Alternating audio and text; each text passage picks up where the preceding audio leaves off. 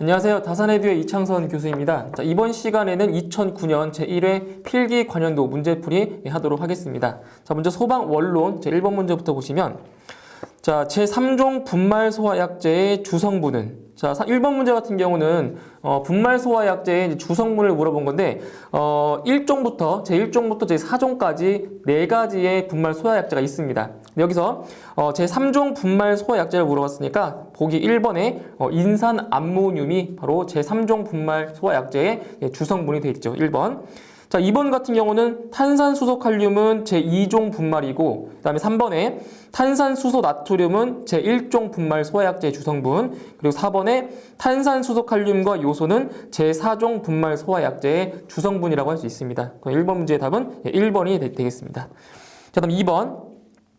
수소의 공기 중 연소 범위는 약 몇 볼륨 %인가? 라고 물어봤죠? 자, 수소의 공기 중의 연소 범위, 즉 폭발 범위인데요. 폭발 범위인데 수소 같은 경우는 폭발 하한계가 바로 4가 되는 거고, 그리고 폭발 상한계가 75가 됩니다. 그래서 답은 3번에 4에서 75가 답이 됩니다. 3번. 다음 3번 문제. 증기압에 대한 설명으로 옳은 것은, 자, 증기압이라고 하는 것은 그 보기 3번 내용을 보시면 증기가 액체와 평형 상태에 있을 때 증기가 새어 나가려는 압력을 말한다. 바로 이 3번 내용이 증기압에 대한 정의를 말하는 겁니다. 답은 3번. 다음 4번.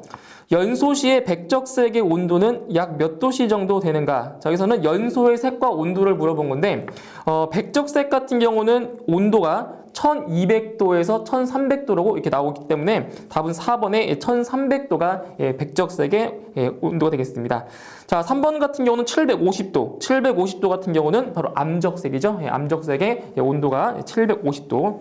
답은 4번입니다. 다음 5번. 알킬 알루미늄의 소화에 가장 적합한 소화 약제는, 자, 알킬 알루미늄 같은 이제 금속, 자, 금속분 같은 경우에는 바로 마른 모래나 팽창 질석, 그리고 팽창 진주암에 의한 질식 소화가 가장 적당하죠. 보기 1번에 바로 마른 모래가 알킬 알루미늄에 소화할 때 가장 적합한 소화 약제라고 할 수 있습니다. 다음 6번. 정전기의 발생 가능성이 가장 낮은 것은, 자, 이것은 정전기 방지 대책에 대한 문제인데, 자, 1번에 접지를 하지 않은 경우, 그렇죠? 접지를 하지 않으면 정전기가 잘 발생을 하겠죠. 2번, 탱크에 석유류를 빠르게 주입하는 경우, 그러니까 석유를 주입할 때 속도가 빠르면 빠를수록 정전기가 더 많이 발생합니다. 다음 3번, 공기 중에 습도가 높은 경우, 자, 습도가 높은 경우에는 어때요? 바로 정전기가 일어날 가능성이 되게 낮겠죠. 답은 3번. 그리고 4번에 부도체를 마찰시키는 경우도 마찬가지로 이게 정전기 발생이 쉽게 된다는 겁니다. 답은 3번. 다음 7번. 방화 구조의 기준을 옳게 나타낸 것은, 자, 이제 보기 1번 내용을 보시면 철망 모르타르로서 그 발음 두께가 2cm 이상인 것. 1번이 답이 되고, 2번 같은 경우는 그 수치가 좀 틀렸죠. 두께가. 시멘트 모르타르 위에 타일을 붙인 것으로서 그 두께의 합계가 1.5cm 이하가 아니라 2.5cm 이상이 돼야 맞습니다. 그리고 보기 3번과 보기 4번 같은 경우는 이거는 2010년도에 삭제가 된 내용이기 때문에 일단 답은 아니겠죠. 3, 4번은. 자, 8번. 자, 표면 온도가 300도씨에서 안전하게 작동하도록 설계된 히터의 표면 온도가 360도로 상승하면 300도씨에 비하여 약 몇 배의 열을 방출할 수 있는가? 이거는 열 복사량을 물어본 건데 바로 스테판 볼츠만의 법칙을 이용해서 바로 열 복사량을 구할 수가 있습니다. 자, 8번. 자, 스테판 볼츠만의 법칙은 뭐냐면 열 복사량은 바로 절대 온도의 4제곱에 비례한다라고 했습니다. 그때 열 복사량이 자, 몇 배냐? 몇 배의 열 복사량이 나오는지 알려면 바로 자, Q1분의 Q2. Q1분의 Q2는 바로 절대 온도이기 때문에 273 플러스 자, T1의 4제곱이죠. 그렇죠? 절대 온도의 4제곱에 비례하기 때문에 그리고 마찬가지로 273도 플러스 T2의 4제곱 이렇게 계산해 주시면 바로 몇 배가 열 복사량이 몇 배인지를 알 수가 있는 겁니다. 자, 이제 주어진 값을 대입해 보면 자, 자, 273도에다가 지금 처음에 표면 온도가 300도죠, 300도. 자, 300도. 300에 자, 4제곱. 그리고 그 나중에 온도가 360도까지 상승했으니까 바로 T2에 들어가는 값이 360도가 들어갑니다. 이렇게. 그죠? 그러니까 섭씨 온도에다가 273도를 더해야 절대 온도가 되는 거죠. 자, 이 값을 계산해보면 대략 얼마 나오냐면 1.5 정도가 나오네요. 1.5. 제 답은 2번입니다. 2번. 다음 9번. 연기의 농도 표시 방법 중 단위 최적당 연기 입자의 개수를 나타내는 것은, 자 보시면 단위 최적당 연기 입자의 개수, 바로 입자 농도법에 해당이 되죠. 답은 2번. 자, 다음 10번. 내화 구조의 철근 콘크리트조 기둥은 그 작은 지름을 최소 몇 센티미터 이상으로 하는가? 자, 이것도 시험에 자주 나오는 건데 바로 내화 구조일 때 기둥은 최소, 자, 그 작은 지름을 최소 25cm 이상으로 해야 됩니다. 답은 4번. 다음 11번. 물속에 넣어서 저장하는 것이 안전한 물질은, 자 보시면 자, 물속에 넣을 수 없는 것들은 이제 금속, 자 금속류 같은 경우는 물속에 집어넣으면 수소가 발생하기 때문에 이제 물속에 저장을 못합니다. 그래서 1번과 3번 나트륨과 칼륨 같은 경우는 물속에 저장을 못하겠죠. 그죠? 가연성가스 나오기 때문에 답은 2번이죠. 2번. 이황화탄소. 그래서 이황화탄소 같은 경우는 황린과 같이 물속에 저장하는 대표적인 물질입니다. 답은 2번. 다음 12번. 피난에 유효한 건축 계획으로 잘못된 것은, 1번 볼게요. 피난 경로는 단순하게 하고 미로를 만들지 않아야 한다. 맞죠? 2번. 피난 통로는 불연화하여야 한다. 맞는 내용이고요. 3번. 한 방향 피난로만 만들어야 한다. 아니죠. 한 방향만 만드는 게 아니라 두 방향 피난로를 만들어줘야 되는 거죠. 그죠? 두 방향. 4번. 정전 시에도 피난 방향을 알 수 있게 하여야 한다. 그래서 틀린 답은 바로 3번이 되겠습니다. 3번. 다음 13번. 액화석유가스에 대한 성질을 설명한 것으로 틀린 것은, 즉 LPG의 이제 화재 성상을 물어본 겁니다. LPG. 자, 1번에 무색 무취이다. 이제 맞고요. 2번. 물에는 녹지 않으나 에테르에 용해된다. 2번도 맞는 내용입니다. 3번. 공기 중에서 쉽게 연소 폭발하지 않는다? 아니죠. 이 LPG 같은 경우는 공기 중에서 쉽게 연소할 수도 있고 폭발할 수도 있는 물질입니다. 같습니다. 3번이 틀렸네요. 4번에 천연 고무를 잘 녹인다. 이것도 화재 성상이 되겠네요. 3번. 자, 다음 14번. 건물의 화재 시 피난자들의 집중으로 패닉 현상이 일어날 수 있는 피난 방향은, 자, 이거 피난 형태를 물어본 건데, 자, 피난 형태에서 패닉 현상을 유발하는 자, 형태가 있습니다. 바로 C5형과, 그죠? C5형과 바로 H형. 이 H형 같은 경우는 바로 피난, 그죠? 피난자들의 패닉 현상을 유발할 수 있는 그러한 피난 형태죠. 답은 그래서 4번에 H형으로 들어있는 4번이 바로 답이 되겠습니다. 4번. 다음 15번. 건물 내에서 연기의 수직 방향 이동 속도는 약 몇 미터 퍼 세크인가? 자, 이거는 연기의 이동 속도인데 지금 문제에 나온 거는 수직 방향, 그죠? 수직 방향으로의 이동 속도를 물어봤죠. 수직 방향 같은 경우는 보통 2에서 3 미터 퍼 세크의 속도를 가지고 있습니다. 그래서 답은 3번이 되겠죠. 3번. 다음 16번. 다음 중 증기 비중이 가장 큰 것은, 자, 이거는 계산하기가 좀 어려우신 분들은 이걸 그냥 암기하셔도 돼요. 암기하셔도 되는데 좀 암기하기 좀 어려우신 분들은 이거를 계산하셔가지고 구해주시면 됩니다. 이 문제. 자, 16번은 계산이 조금 길입니다. 이 문제 16번. 자, 여기서 이제 증기 비중이 가장 큰 것을 물어봤는데 우리 증기 비중을 구할 때는 보세요. 증기 비중 구하는 공식이 바로 공기의 평균 분자량인 29분의 바로 분자량으로 자 구한다고 했습니다. 분자량으로. 자, 그렇다면 보기에 나와 있는 그 네 가지, 자, 네 가지 물질에 대해서 전부 다 뭘 구해주면 되는가? 바로 분자량을 전부 다 구해줘야 됩니다. 분자량을. 자, 그럼 먼저 분자량 먼저 구해볼게요. 첫 번째, 이산화탄소. 자, 이산화탄소인데 이산화탄소는 자 분자식의 CO2가 되겠죠. 그죠? CO2. 근데 여기서 이 원소량을 자 알아야 원자량을 알아야 바로 이 분자량을 구할 수가 있겠네요. 그죠? 그래서 자 이산화탄소는 CO2니까 탄소가 하나 있고 그다음 산소가 두 개 있는 거예요. 그럼 C는 얼마예요? 12죠. C는 10, 탄소는 12, 그리고 산소는 예, 16이죠. 12 플러스 16 곱하기 2개 있죠. 2개. 16 곱하기 2가 됩니다. 2. 자, 계산하시면 요 값이 44예요. 이산화탄소 같은 경우는 분자량이 44가 나옵니다. 분자량 44. 자, 2번. 2번은 할론 1301. 자, 할론 1301은 할론 1301에 또 뭐를 알아야 되냐면 분자식. 자, 분자식을 또 알아야 돼요. 할론 1301. 바로 CF3BR인 거죠. 그죠? CF3BR. 이것도 암기를 하셔야 돼요. 분자식까지. 자, 지금 보시면 탄소가 하나 있으니까 12. 자, 플러스. 자, F. 자, 플로로 같은 경우는 원자량이 얼마냐면 바로 19예요. 19. 그러니까 문제에 나올 때도 있고 안 나올 때도 있기 때문에 이걸 암기를 해 두셔야 돼요. 그 원자량까지. 자, 19 곱하기 지금 몇 개예요? 3개 있으니까 19 곱하기 3. 자, 플러스 그다음 브롬. 자, 브롬 같은 경우는 원자량이 80이에요. 80. 자, 80. 이렇게 계산해 주시면 바로 할론 1301은 분자량이 149가 나옵니다. 149. 그렇죠? 149. 자, 그다음 3번. 자, 세 번째는 할론 240이. 그죠? 할론 240이. 할론 240이도 마찬가지 분자식을 이제 아셔야 되는데 분자식이 뭐냐면 C2에 F4 그리고 Br2 이렇게 됩니다. 이렇게. 그죠? C2F4 이제 Br2다라는 거.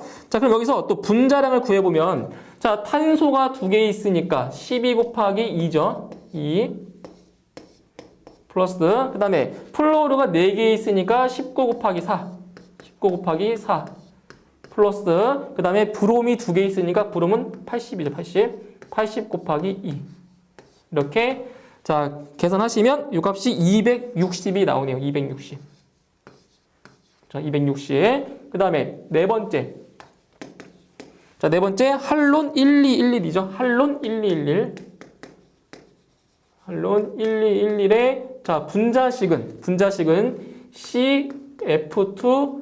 CF2ClBr 이렇게 됩니다. 그죠? 1211인 거예요. 1211. 자, 탄소가 하나 있으니까 탄소 12에다가 12 플러스 플로로가 지금 2개 있죠. 그죠? 2개니까 19 곱하기 2 플러스 염소는 35.5예요. 원자량이. 그리고 브롬은 80. 이렇게 계산해 주시면 이 값이 165.5가 나오네요. 165.5. 자, 이렇게 해놓고 굳이 증기 비중까지 구할 필요가 없어요. 왜냐하면 분모는 29가 있기 때문에 분자량이 크면 클수록 증기 비중이 어때요? 크겠죠? 그렇기 때문에 증기 비중까지 계산할 필요가 없는 거예요. 분자량이 제일 큰 게 바로 여기 있죠. 할론 240이. 그래서 할론 240의 증기 비중이 가장 크다라는 걸 알 수가 있습니다. 답은 3번. 다음 17번. 자, 다음 중 표면 연소와 관계되는 것은 자, 표면 연소예요. 1번에 코크스의 연소. 바로 1번이 답이네요. 코크스 같은 경우는 표면 연소의 종류가 되죠. 2번에 휘발유의 연소 같은 경우는 휘발유는 증발 연소에 해당이 되고 3번에 화약. 화약은 자기 연소. 그리고 4번에 나프탈렌은 증발 연소에 해당이 됩니다. 답은 1번의 코크스가 표면 연소에 해당이 되겠네요. 답은 1번. 다음 18번. 자, 다음 중 제2류 위험물이 아닌 것은 자, 제2류인 가연성 고체가 아닌 걸 찾는 거예요. 자, 1번의 철분, 2번의 유황, 3번의 정린. 자, 요 세 가지는 다 제2류 위험물에 해당이 되는데 4번의 황린 같은 경우는 제3류 위험물에 해당이 되네요. 그죠? 답은 4번. 다음 19번. 기체나 액체, 고체에서 나오는 분해가스의 농도를 10개 하여 소화하는 방법은 그러니까 농도를 낮게 해주는 거예요. 답은 4번의 희석소화가 답이 되겠죠? 희석소화. 다음 20번. 열의 3대 전달 방법이라고 할 수 없는 것은 자, 이것도 시험에 자주 나오는 거예요. 열의 전달 방법 3가지 있죠. 바로 대류, 그리고 전도, 그리고 복사. 그죠? 답은 2번의 분해는 바로 열의 3대 전달 방법이 아닙니다. 답은 2번이 되겠네요. 자, 계속해서 문제 21번 보도록 하겠습니다. 자, 문제 21번. 자, 원심식 송풍기에서 회전수를 변화시킬 때 동력 변화를 구하는 식을 회전수를 구하는 식으로 맞는 것은 단 변화 전후의 회전수를 각각 N1, N2, 동력을 L1, L2로 표시한다라고 했어요. 자, 21번 문제 같은 경우는 이제 펌프의 그 상사 법칙에서 이제 유량과 그다음에 전양정 그리고 동력에 대한 그 상사 법칙 중에서 이 문제 같은 경우에는 지금 동력 변화를 지금 물어본 겁니다. 자, 그럼 보시면 자, 공식을 좀 기억을 이제 하셔야 되는데 자, 동력인 경우에는 L2는 L1 곱하기 N1분의 N2의 세제곱 곱하기 자, D1분의 D2의 5제곱인 거죠. 자, 이 공식 기억하셔야 돼요. 그런데 이 문제 같은 경우에는 지금 직경이 지금 나오지 않았기 때문에 이 직경을 무시해버리면 바로 L2는 L1 곱하기 N1분의 N2의 세제곱이다. 자, 이렇게 바로 동력을 구할 수가 있다라는 거예요. 그래서 답은 3번에 있죠. 3번. 그죠? 3번. 다음 22번. 자, 그림과 같이 수평 원관 속을 점성 유체가 측류 정상 상태로 흐르고 있다. 전단 응력의 크기를 바르게 나타낸 것은. 자, 이 문제 같은 경우에는 어떻게 보면 이제 공식을 암기하시는 게 더 나을 수도 있겠지만 한번 이 공식이 나오게 된 그 식을 유도를 한번 해보도록 하겠습니다. 자, 이제 그림을 한번 간단히 그려보면 자, 이렇게 되어 있어요. 자, 위아래로 자, 벽이 하나씩 있고요. 이렇게. 자, 그 사이에 이제 원관속이 있는 거 이렇게. 자, 원형의 원기둥 모양의 자, 이제 관이 있는 거예요, 관. 자, 그랬을 때 입구 쪽의 힘은 P 파이 R 제곱. 자, 여기 써볼게요. 문제 나온 거예요. 자, 입구 쪽의 힘은 여기는 P 파이 R 제곱. P 파이 R 제곱이고요. 그다음에 출구 쪽의 힘은 보시면 P 플러스 dp ds 자, ds의 파이 r 제곱 돼 있고요. 그다음에 벽이 유체에 작용하는 실질적인 힘이에요. 벽이 유체에 작용하는 실질적인 힘은 2파이 r ds 타우. 자, 이렇게 되어 있을 때 뭐를 구하는 거냐면 전단 응력을 구하는 거예요. 전단 응력. 이 전단 응력의 값을 한번 유도를 해볼 거예요. 자, 이제 어떻게 되냐면 그 식이 자, 보시면 자, 시그마 F. 자, 모든 힘을 합했다는 얘기예요. 자, 모든 힘을 합하면 자, 이쪽에 자, 입구 쪽의 힘 P 파이 R 제곱. 자, 출구 쪽의 힘인데 반대죠, 그죠? 예, 반대니까 마이너스 P 플러스. 자, 여기를 보시면 요 DS랑 DS가 약분되겠죠, 그죠? DS랑 DS 약분돼 버려요, 그죠? 약분해 버리면 자, 어떤 식이 되냐면 P 플러스 DP의 파이 R 제곱이 되고요. 파이 R 제곱 되고요. 자, 플러스. 자, 벽이 유체에 작용하는 실질적 힘인데 여기 지금 방향이 어떻게 돼요? 방향이 이쪽 방향이죠. 그죠? 이쪽 방향이니까 부호가 플러스가 아니라 마이너스 2파이 R ds 타워가 되는 거예요. 타워. 이런 식으로. 그러면 다 합치면 이 값이 얼마? 0이라는 거죠. 0. 다 힘을 다 합쳐주면 자, 이 식을 정리해서 바로 이 전단 응력을 구할 수가 있다라는 거예요. 전단 응력을. 자, 그러면 양변을 이제 어떻게 하냐? 양변을 갖다가 나눠줄 건데, 자, 얼마나 나눠줄 거냐면 일단 잘 보세요. 자, 나누기 전에 여기 P 파이 R 제곱 있죠? P 파이 R 제곱. 여기 P 곱하기 파이 R 제곱. 자, 분배를 하시면 P 곱하기 파이 R 제곱이 또 생긴단 말이에요. 그죠? 그 앞에 뺐기 때문에 요 P 파이 R 제곱하고 여기 P 곱하기 파이 R 제곱이 이렇게 지워져요. 그죠? 지워지겠죠? 그러면 자, 남는 걸 다시 써볼게요. 남는 식을 다시 써보면 마이너스 dp 파이 R 제곱. 다 보세요. 마이너스 dp 파이 R 제곱 남았죠? 그죠? 여기 마이너스 2파이 R ds 타우는 자, 0이 되는 거예요. 좀 간단해졌죠? 그죠? 자, 그럼 이 상태에서 어떻게 하냐? 자, 양변을 ds 파이 r 제곱으로 나눌 거예요. 어떻게? 이렇게. ds 파이 r 제곱. 여기도 ds 파이 r 제곱. 양변을 ds 파이 r 제곱으로 자, 나누어 주면 잘 보세요. 나누어 주면 여기 파이 r 제곱 약분되겠죠. 그죠? 약분돼요. 자, 여기서는 자, ds 약분되고요. 파이 약분되죠. 그 다음에 R이 하나 약분돼서 여기는 하나가 남겠죠. 그죠? 그럼 다시 정리해 볼게요. 다시 정리해 주면 마이너스 dsdp는 마이너스 dsdp 여기 있죠. 마이너스 R분의 2 곱하기 타우는 0이 됩니다. 0. 그죠? 여기까지 됐어요. 그죠? 그럼 여기서 전단 응력을 물어봤으니까 자, 전단 응력 타우는 이식 정리해 주면 돼요. 타우는 얼마가 돼요? 바로 타우는 마이너스 dp ds 곱하기 2분의 r이 되는 거죠. 이렇게. 그죠? 네, 이렇게 나오는 거예요. 전단 응력은. 그래서 답을 보시면 보기 중에서 바로 4번에 이런 답이 있죠. 그죠? 그러니까 이 공식을 암기하셔도 돼요. 암기하셔도 되고 암기가 좀 안 된다 싶으면 유도를 하셔야 되는 거고요. 그죠? 이거 암기하시면 돼요. 다음 23번. 자, 다음 그림과 같이 두 개의 가벼운 공 사이로 빠른 기류를 불어넣으면 두 개의 공은 어떻게 되는가? 자, 보세요. 자, 교재에도 이제 그림이 있지만 자, 공이 지금 이렇게 되어 있어요. 공 두 개가 이렇게 되어 있고요. 자, 지금 이 두 공 사이에 자, 바람이 기류가 기류가 이렇게 들어가고 있는 거예요. 그죠? 네, 기류가 들어가 있을 때 자, 기류를 풀어 넣으면 두 개의 공은 어떻게 되는가? 바로 그 베르노이 법칙에 의하면 자, 유체의 속력이 증가하면 압력은 감소가 되고요. 다시 잘 보세요. 자, 유체의 속력이 증가하면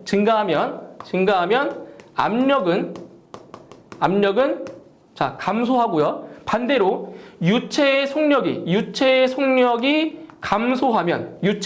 감소하면 압력은 반대로 증가하게 됩니다. 증가하게 돼요. 그럼 여기서 자, 이 두 공 사이에 자, 기류를 풀어 넣었다. 그럼 뭐야? 유체의 속력을 뭐 했다? 증가했다. 유체의 속력이 증가하면 압력이 감소하기 때문에 두 공은 어떻게 된다? 서로 붙는다는 거죠. 그래서 보기를 보시면 1번에 베르노이 법칙에 따라서 달라붙는다가 답이 되는 겁니다. 다시 유체의 속력이 증가하면 압력은 감소하기 때문에 두 공은 서로 달라붙는다. 그래서 답은 1번이 되겠고요. 다음 24번. 자, 비중이 2인 유체가 지름 10cm인 고든 원관에서 측류로 흐를 수 있는 유체의 최대 평균 속도는 몇 미터 퍼 세크인가? 단, 인계 레이놀즈 수는 2000이고 점성계 수는 2라고 했습니다. 자, 보세요. 24번 문제. 자, 이 문제 같은 경우에는 이제 레이놀즈의 수를 이용해서 이제 문제를 풀어주는 건데, 자, 레이놀즈의 수는 공식 기억하셔야 돼요. 자, 레이놀즈의 수는 자, 뮤분의 바로 dv 로우죠. dv 자, 로. 자, 이게 바로 레이놀즈의 수인데, 자, 지금 여기서 이제 여러분께 아셔야 될 게 뭐냐면, 이 문제에 나온 거는 자, 비중이 나왔고요. 그리고 자, 중력과 속도가 알고 있는데, 여기서 이 문제는 지금 뭐를 구하는 거냐면 속력. 자, 최대 평균 속력을 구하는, 그죠? 평균 속도를 구하는 거니까 여기서 V는 이 식이 변형돼요. V는 D 로우분의 바로 RE 곱하기 뮤. 자, 이렇게 식의 변형이 되는 거예요. 평균 속도 V는 D 로우분의 RE 곱하기 뮤. 이렇게 되는 거예요. 자, 그런데 이 문제에서는 뭐가 나왔느냐? 밀도. 이 밀도를 몰라요. 지금 여기서 보시면 자, 레이놀즈 수 알고 있어요. 그 다음에 점성계수 나왔어요. 그 다음에 직경 나왔어요. 지금 모르는 거는 바로 이 밀도만 몰라요. 밀도. 그러면 이 밀도를 어떻게 구하냐? 밀도는 자, 보세요. 자, 비중량은 밀도 곱하기 중력과 속도. 그죠? 자, 비중량은 밀도 곱하기 중력과 속도예요. 그러면 이 문제에서는 지금 자, 비중이 나왔기 때문에 뭐 중력과 속도는 9.8m/s 제곱이고요. 자, 이제 밀도 대신에 뭘 집어넣으면 돼요? 밀도 대신에 바로 G분의 바로 감마를 집어넣으면 되는 거죠. 요거. 그죠? 요걸 대입해주면 되는 거예요. 그럼 식을 다시 정리해주면, 잘 보세요. 다시 정리해주면, 자, D 곱하기 밀도 대신에 G분의 감마. 자, G분의 감마 들어가고요. 레이놀즈 수 곱하기 점성계 수. 이렇게 되는 거죠. 그죠? 이렇게. 근데 이제 문제에 나온 걸 다 대입만 해주면 돼요. 자, 잘 보세요. 잘 보세요. 자, 일단 레이놀즈 수가 2000이죠. 2000. 자, 2000 곱하기 일단 점성계 수는 얼마라고 했어요? 점성계 수는 2라고 했죠. 자, 근데 저기 교재에는 지금 단위가 나왔는데 지금 단위 생략해 볼게요. 자, 점성계 수 2 됐고요. 그다음에 직경이 지금 지름이 10cm니까 단위가 뭐예요? 미터죠, 미터. 미터니까 0.1m. 0.1m예요. 센티미터가 아니라 0.1m 곱하기 그다음에 자, G는 중력 가속도 9.8분의 자, 지금 문제에서 비중이 얼마래요? 비중이 2래요. 자, 그러면 여기서 자, 비중이 2라고 하는 것은 얼마냐면 요게 2000 kg 중 per 세제곱미터예요. 자, 다시 비중이 2라고 하는 것은 얼마라고요? 2000 kg 중 per 세제곱미터. 그럼 여기서 kg 중이 얼마냐? 여기서 자, 1kg 중은 얼마가 되는 거예요? 바로 9.8뉴턴이죠. 다시 1kg 중은 얼마라고요? 9.8뉴턴. 그래서 요 비중이라고 했으니까 여기 비중량에 들어가는 값은 바로 얼마가 된다고요? 바로 2000 곱하기 9.8 들어가는 거. 9.8. 이렇게 들어가는 겁니다. 그죠? 이렇게. 자, 그러면 여기서 간단해져요. 9.8 약분되죠. 그죠? 여기 2000과 2000 약분되죠. 이렇게. 남는 거는 요 분자에 2가 남았고요. 분모에 0.1만 남았어요. 그죠? 그죠? 계산해 주시면 자, 이 값은 얼마가 나오냐? 정확하게 20이 나와요. 20 미터 퍼 세크. 자, 단위는 지금 교재 해설에 나왔기 때문에 단위 같은 경우는 이제 교재를 참고하시고요. 저는 단위를 생략한 숫자들만 지금 계산해 본 거예요. 아시겠죠? 그럼 단위가 이렇게 속도의 단위인 미터 퍼 세크가 이렇게 나오게 됩니다. 그래서 답은 1번에 답이 있고요. 다음 25번. 자, 그림과 같이 수평과 30도 경사된 폭 50cm인 수문 AB가 A점에서 힌지로 되어 있다. 이 문을 열기 위한 최소한의 힘은 약 몇 킬로뉴턴 정도인가? 단, 수문의 무게는 무시하고 유체의 비중은 1이라고 했습니다. 자, 25번 문제 볼게요. 자, 이 문제도 좀 출제가 자주 되고 있는 지금 문제인데, 자, 공식은 반드시 기억을 좀 해주셔야 돼요. 자, 어떻게 되어 있는 거냐면, 자, 여기에 지금 물이 이렇게 있어요, 물이. 자, 이게 표면이고요. 자, 수문이 어떻게 되어 있냐면, 자, 이게 지금 수면과 이렇게 30도의 각을 이루고 있으면서, 자, 수문이 이렇게 되어 있어요, 수문. 이게 수문이에요, 수문이고, 여기가 B예요, B. A, B. 그때 이 수문을 열기 위한 최소한의 힘을 구하는 거예요. 수문을 열기 위한. 그때 이 수문을 열려면 어디에 힘을 주냐? 이 수문의 끝부분이죠, 끝부분. 끝부분에다가 이렇게 자, 힘을 줘가지고 자, 힘을 줘서 이제 수문을 여는데 지금 여기는 뭐예요? 여기 물이죠? 자, 물이 이 수문이 열리지 않도록 막고 있겠죠, 그죠? 그러니까 이 물이 수문을 밀고 있는 힘만큼 힘을 줘야 이 수문이 열린다라는 거예요, 그죠? 열려요. 자, 그럼 여기서 이 수문의 길이는 요 길이는 3m 나왔고요. 그리고 수문의 폭. 자, 수문의 폭이 자, 50cm인데 이걸 뭘로 바꿔줘야 돼요? 미터로 다 바꿔주세요. 미터로. 그럼 50cm니까 폭은 0.5m가 되는 거예요. 0.5m. 자, 그랬을 때 이제 뭐를 먼저 구하냐? 먼저 여기서 이 물이 이 수문에 작용하는 힘을 먼저 구할 거예요. 그러니까 이 물이 자, 수면을 밀겠죠, 그죠? 수압에 의해서 자, 이렇게 미는 요 미는 힘을 한번 구해 보도록 할게요. 자, 미는 힘이에요. 그래서 전압력이라고 하는데 전압력 F는 바로 감마 Y 사인 세타 곱하기 단면적 A가 되는 거예요. 요게 바로 전압력이에요, 전압력. 그때 요 감마는 이제 뭐예요? 물의 비중량이 되겠죠, 그죠? 물의 비중량이 되겠고요. 요 Y 같은 경우에는 이제 수면에서 이 수문의 중심까지의 거리가 되는 거고요. 그리고 세타는 요 각도, 그죠? 수면과 수문의 각도가 되고요. 요 A는 수문의 단면적이 되는 거죠. 자, 대입해 볼게요. 자, 대입해 보면 지금 여기서는 지금 힘 킬로뉴턴 자, 킬로 뉴턴으로 물어봤기 때문에 이 물의 비중량을 뉴턴이 아니라 킬로 뉴턴으로 바꿀 거예요. 얼마 되냐? 바로 9.8이죠.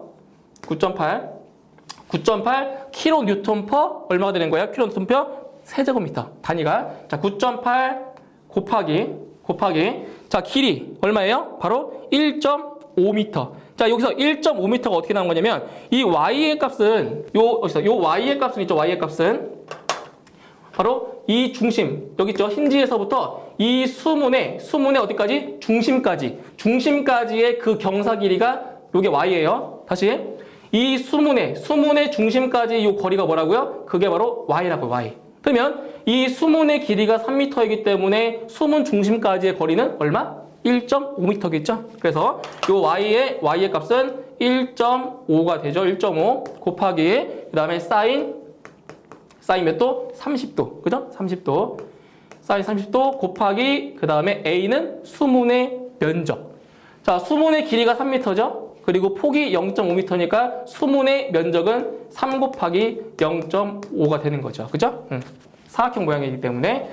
자, 이렇게 이제 계산을 해주시면 얼마가 나오냐면 11.025가 돼요. 자, 이 값은 11.025 킬로 뉴턴이 나오게 됩니다. 그러니까 이건 무슨 말이냐면은 바로 이 물이 수문을 밀어주는 그 힘이 얼마라고요? 바로 이 힘이 11.025라는 거죠. 킬로 뉴턴. 이 힘이 아시겠죠? 밀어주는 힘이. 자, 이제 그 다음에 이제 뭐를 구하냐면 우리가 알고 싶은 거는 이 힘이에요. 이 힘. 요 힘을 알고 싶은 거예요. 요 힘을. 그러면 뭐를 구하냐? 이제 작용점. 자, 그래서 이번에는 바로 작용점의 깊이. 자, 깊이를 아셔야 되는데 여기서 그 작용점이라고 하는 것은 바로 이 물이 수문을 밀어주고 있는 그 가운데 중심점을 찾는 거예요. 작용점이라고 하는 것은. 그래서 이것도 자, 공식을 좀 기억을 하셔야 되는데 이 작용점의 깊이 yp는 yc 플러스 ayc 분의 바로 ic. 자, 이 공식 기억하셔야 돼요.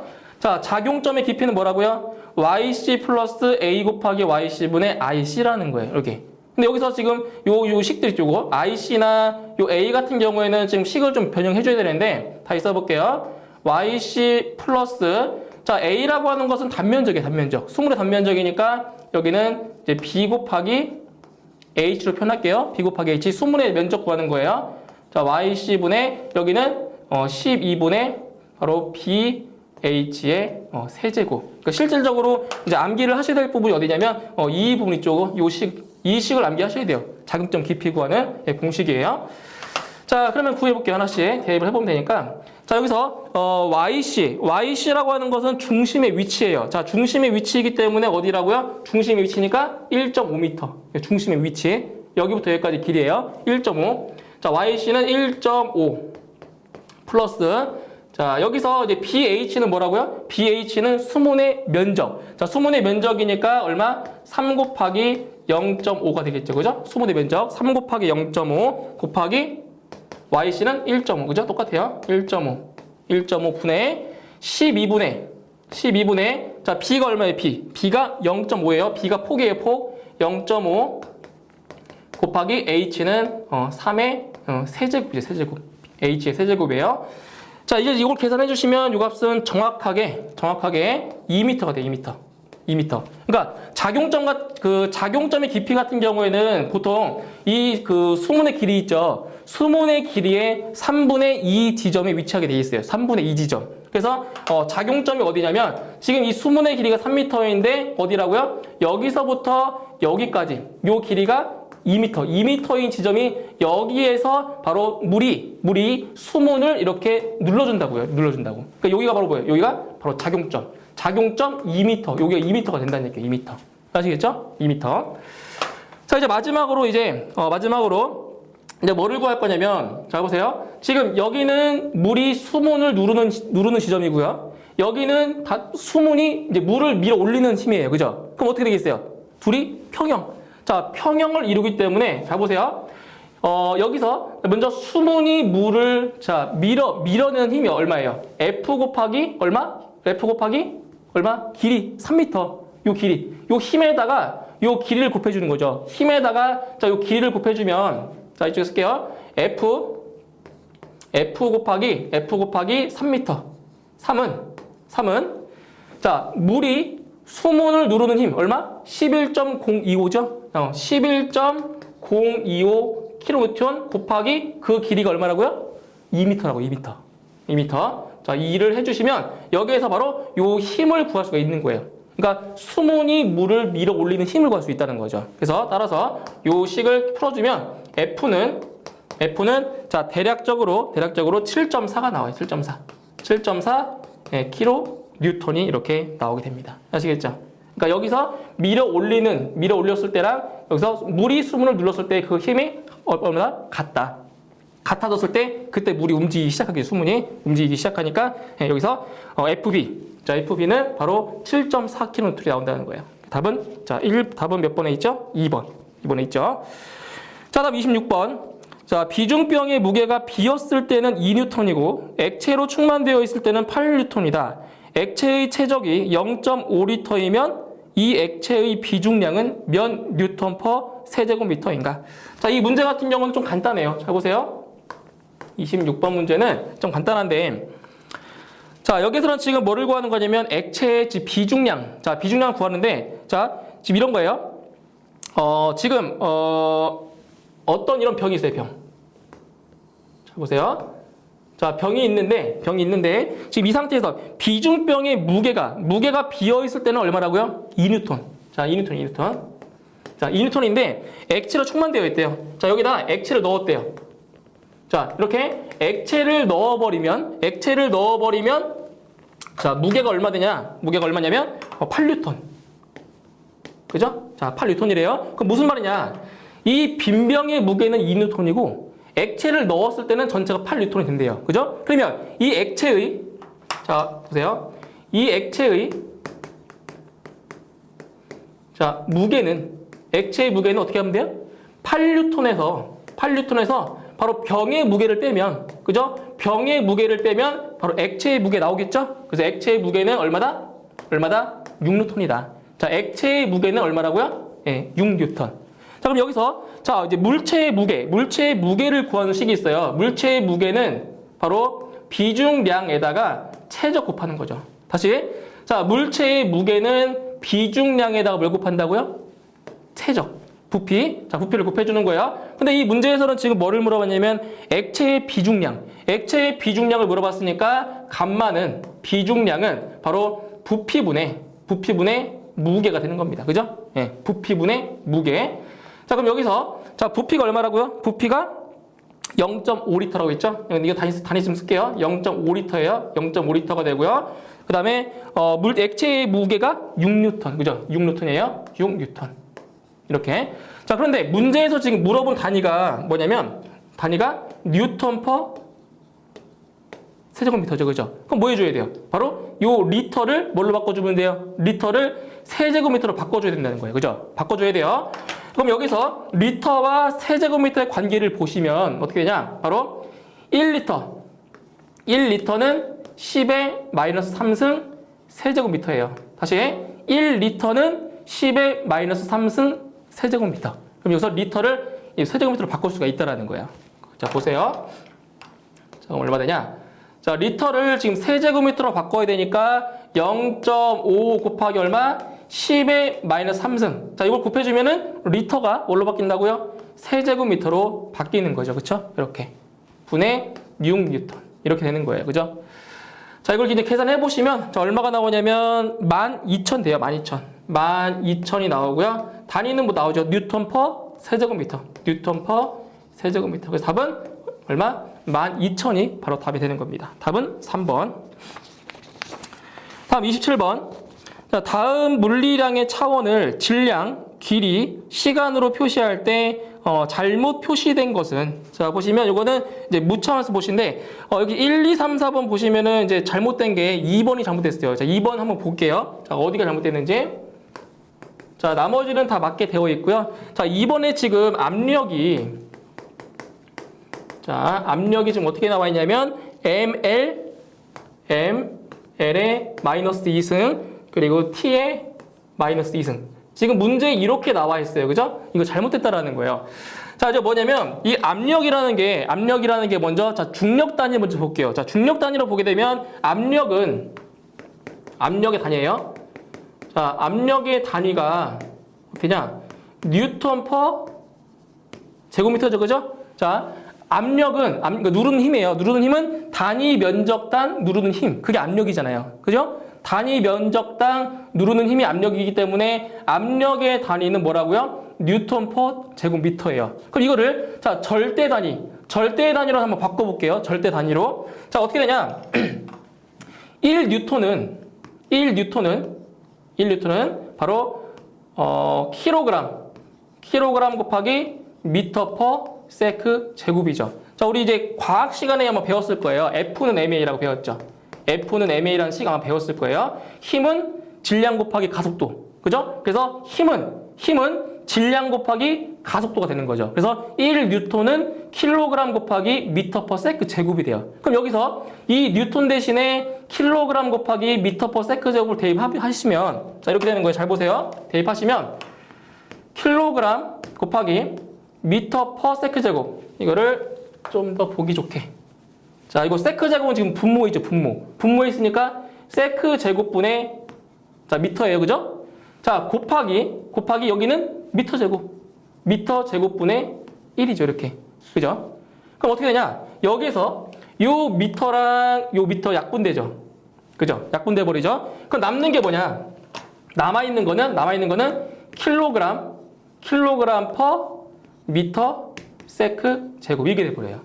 이렇게. 그죠? 킬로그램 퍼 미터 세크 제곱, 이렇게 되는 거예요. 그럼 여기서 지금 이렇게 MLT로 나타내주면, 자, 킬로그램은 질량이죠. 그죠? 질량이니까 어떻게 돼요? 질량이니까 M. 자, 이거는 뭐예요? 요 M은 길이니까 L의 마이너스 2승이 아니라 뭐예요? 마이너스 1승이죠. 그냥 M밖에 없으니까. 그죠? S는 시간 T, 그리고 T의 마이너스 2죠. 마이너스 2승. 분모에 있으니까. 그래서 압력은 ML-2 T-2가 아니라 ML-1 T-2, 이게 돼야 맞는 겁니다. 이렇게. 그죠? 그래서 틀린 것은 2번만 틀렸고요. 나머지는 다 맞게 돼 있어요. 자, 다음 28번. 자, 공동현상에 대한 설명으로 맞는 것은, 자, 또 공동현상, 캐비테이션이라고 하는데, 이 공동현상이라고 하는 것은, 보기 3번 보세요.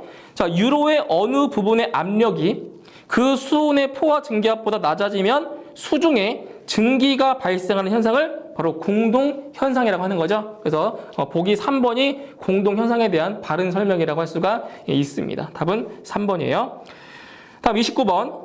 펌프의 입구와 출구에서의 계기 압력이 각각 마이너스 30kPa 그리고 440kPa이고 출구 쪽 압력계는 입구 쪽의 것보다 60cm 높은 곳에 설치되어 있으며 흡입관과 송출관의 지름은 같다. 도중에 에너지 손실이 없고 펌프의 유량이 3세제곱미터 분일 때 펌프의 동력은 약 몇 킬로와트인가? 자, 이 문제도 자, 자주 출제되는 문제예요. 자, 보세요. 29번 문제. 자, 먼저 여기서 이 문제에서 최종적으로 구할 게 뭐예요? 바로 동력. 자, 동력을 구하기 전에 먼저 뭐를 구하냐? 전양정을 먼저 구해줘야 돼요. 문제 전양정 안 나왔잖아요. 그죠? 그래서 일단 여기서 그 단위 환산. 자, 단위를 좀 환산하실 수 있어야 되는데, 자, 보세요. 101점, 이거 암기하셔야 돼요. 101.325 킬로파스칼은, 자, 101.325 킬로파스칼은 바로 10.332 미터랑 같아요.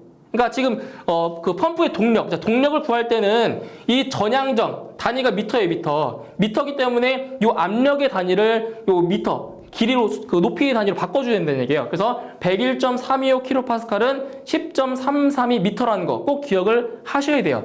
자, 그럼 먼저 입구 쪽, 자, 입구 쪽의 그 압력을 자, 환산 수도압을 수도로 바꿔줄 거예요. 그럼 어떻게 하냐? 자, 비례식으로 먼저 풀 건데, 입구 쪽에 지금 압력이 얼마라고요? 입구 쪽에 마이너스 30kPa이에요. 자, 마이너스 30kPa. 자, 이거를 뭘로 바꿔준다고요? 미터로 바꿔준다고, 미터로. 그런데 101.325kPa이 10.332 미터예요. 그럼 여기서 마이너스 30kPa 대 X미터는 비례식이에요, 비례식. X미터는, X로 놓게 그냥, X는 101.325 kPa 대 10.332m인 거죠. 이렇게. 그러니까 101.325 kPa일 때 10.332m면 마이너스 30kPa 할 때는 몇 미터냐? 비례식으로 푼다는 거예요. 비례식으로. 그럼 여기서 x는 마이너스 30kPa 나누기 101.325 kPa 곱하기 10.332m. 이거 이렇게 풀어주는 거예요. 이렇게. 10.33m. 그러니까 결국 이게 비례식이기 때문에 내항의 곱과 외항의 곱은 같잖아요. 그죠? 내항의 곱과 외항의 곱은 같기 때문에 이런 식이 만들어지는 거예요. 계산식이. 그래서 이거를 계산을 해주시면 자 대략적으로 마이너스 3.06이 나와요. 마이너스 3.06m. 예? 입구 쪽. 자, 이번에는 이제 출구 쪽. 자, 출구 쪽에는 지금 얼마라고요? 출구 쪽은 지금 440kPa. 여기도 자, 또 놓을게요. 요거는 입구. 자, 입구 쪽이에요. 자, 출구 쪽. 자, 출구 쪽에는 어떻게 되냐? 자, 압력이 440kPa예요. 자, 방법 똑같아요. 자, 요거를 뭘로 바꾸면 돼요? 요거를 그냥 440으로 바꿔주면 된다고요. 똑같아요. 440kPa 나누기 101.325 kPa 곱하기 10.332m. 이렇게 해주시는 거예요. 똑같아요. 그죠? 그냥 바꾼 것뿐이 바꿨어요. 이렇게 두 개만. 자, 이거 계산해 주시면 출구 쪽에서는 얼마 나오냐면 출구 쪽에서는 44.87 나와요. 44.87m. 이렇게 나온다는 거예요. 44.87m. 자, 이제 뭐를 구할 수 있냐면 이제 전향점. 자, 전향점을 이제 구할 수가 있어요. 잘 보세요. 자, 전향점 H는 바로 자, 출구 쪽. 자, 출구 쪽의 양정에서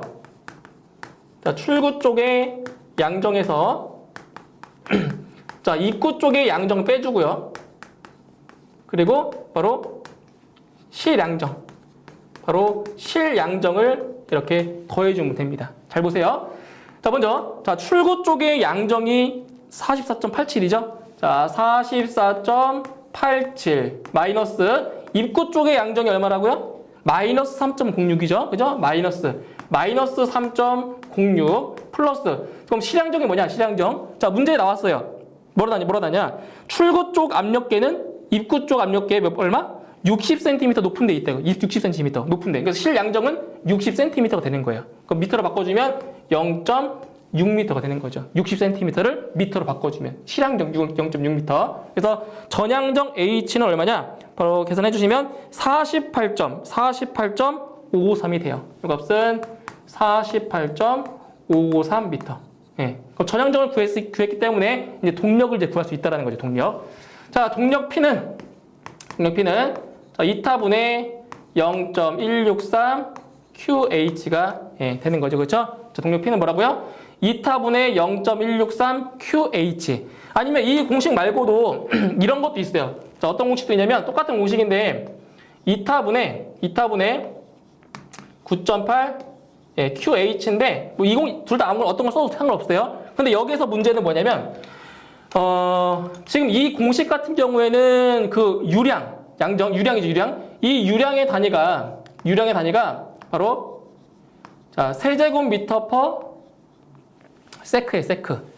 그런데 여기서 이때 세크가 아니라 미니죠, 미니 양정. 자, 이게 되는 거고요. 이 공식에서의 이 유량의 단위는 세제곱미터 퍼 세크예요. 요것만 주의하시면 돼요. 아시겠죠? 요것만 주의하시면 돼요. 여기는 세제곱미터 퍼 미닛.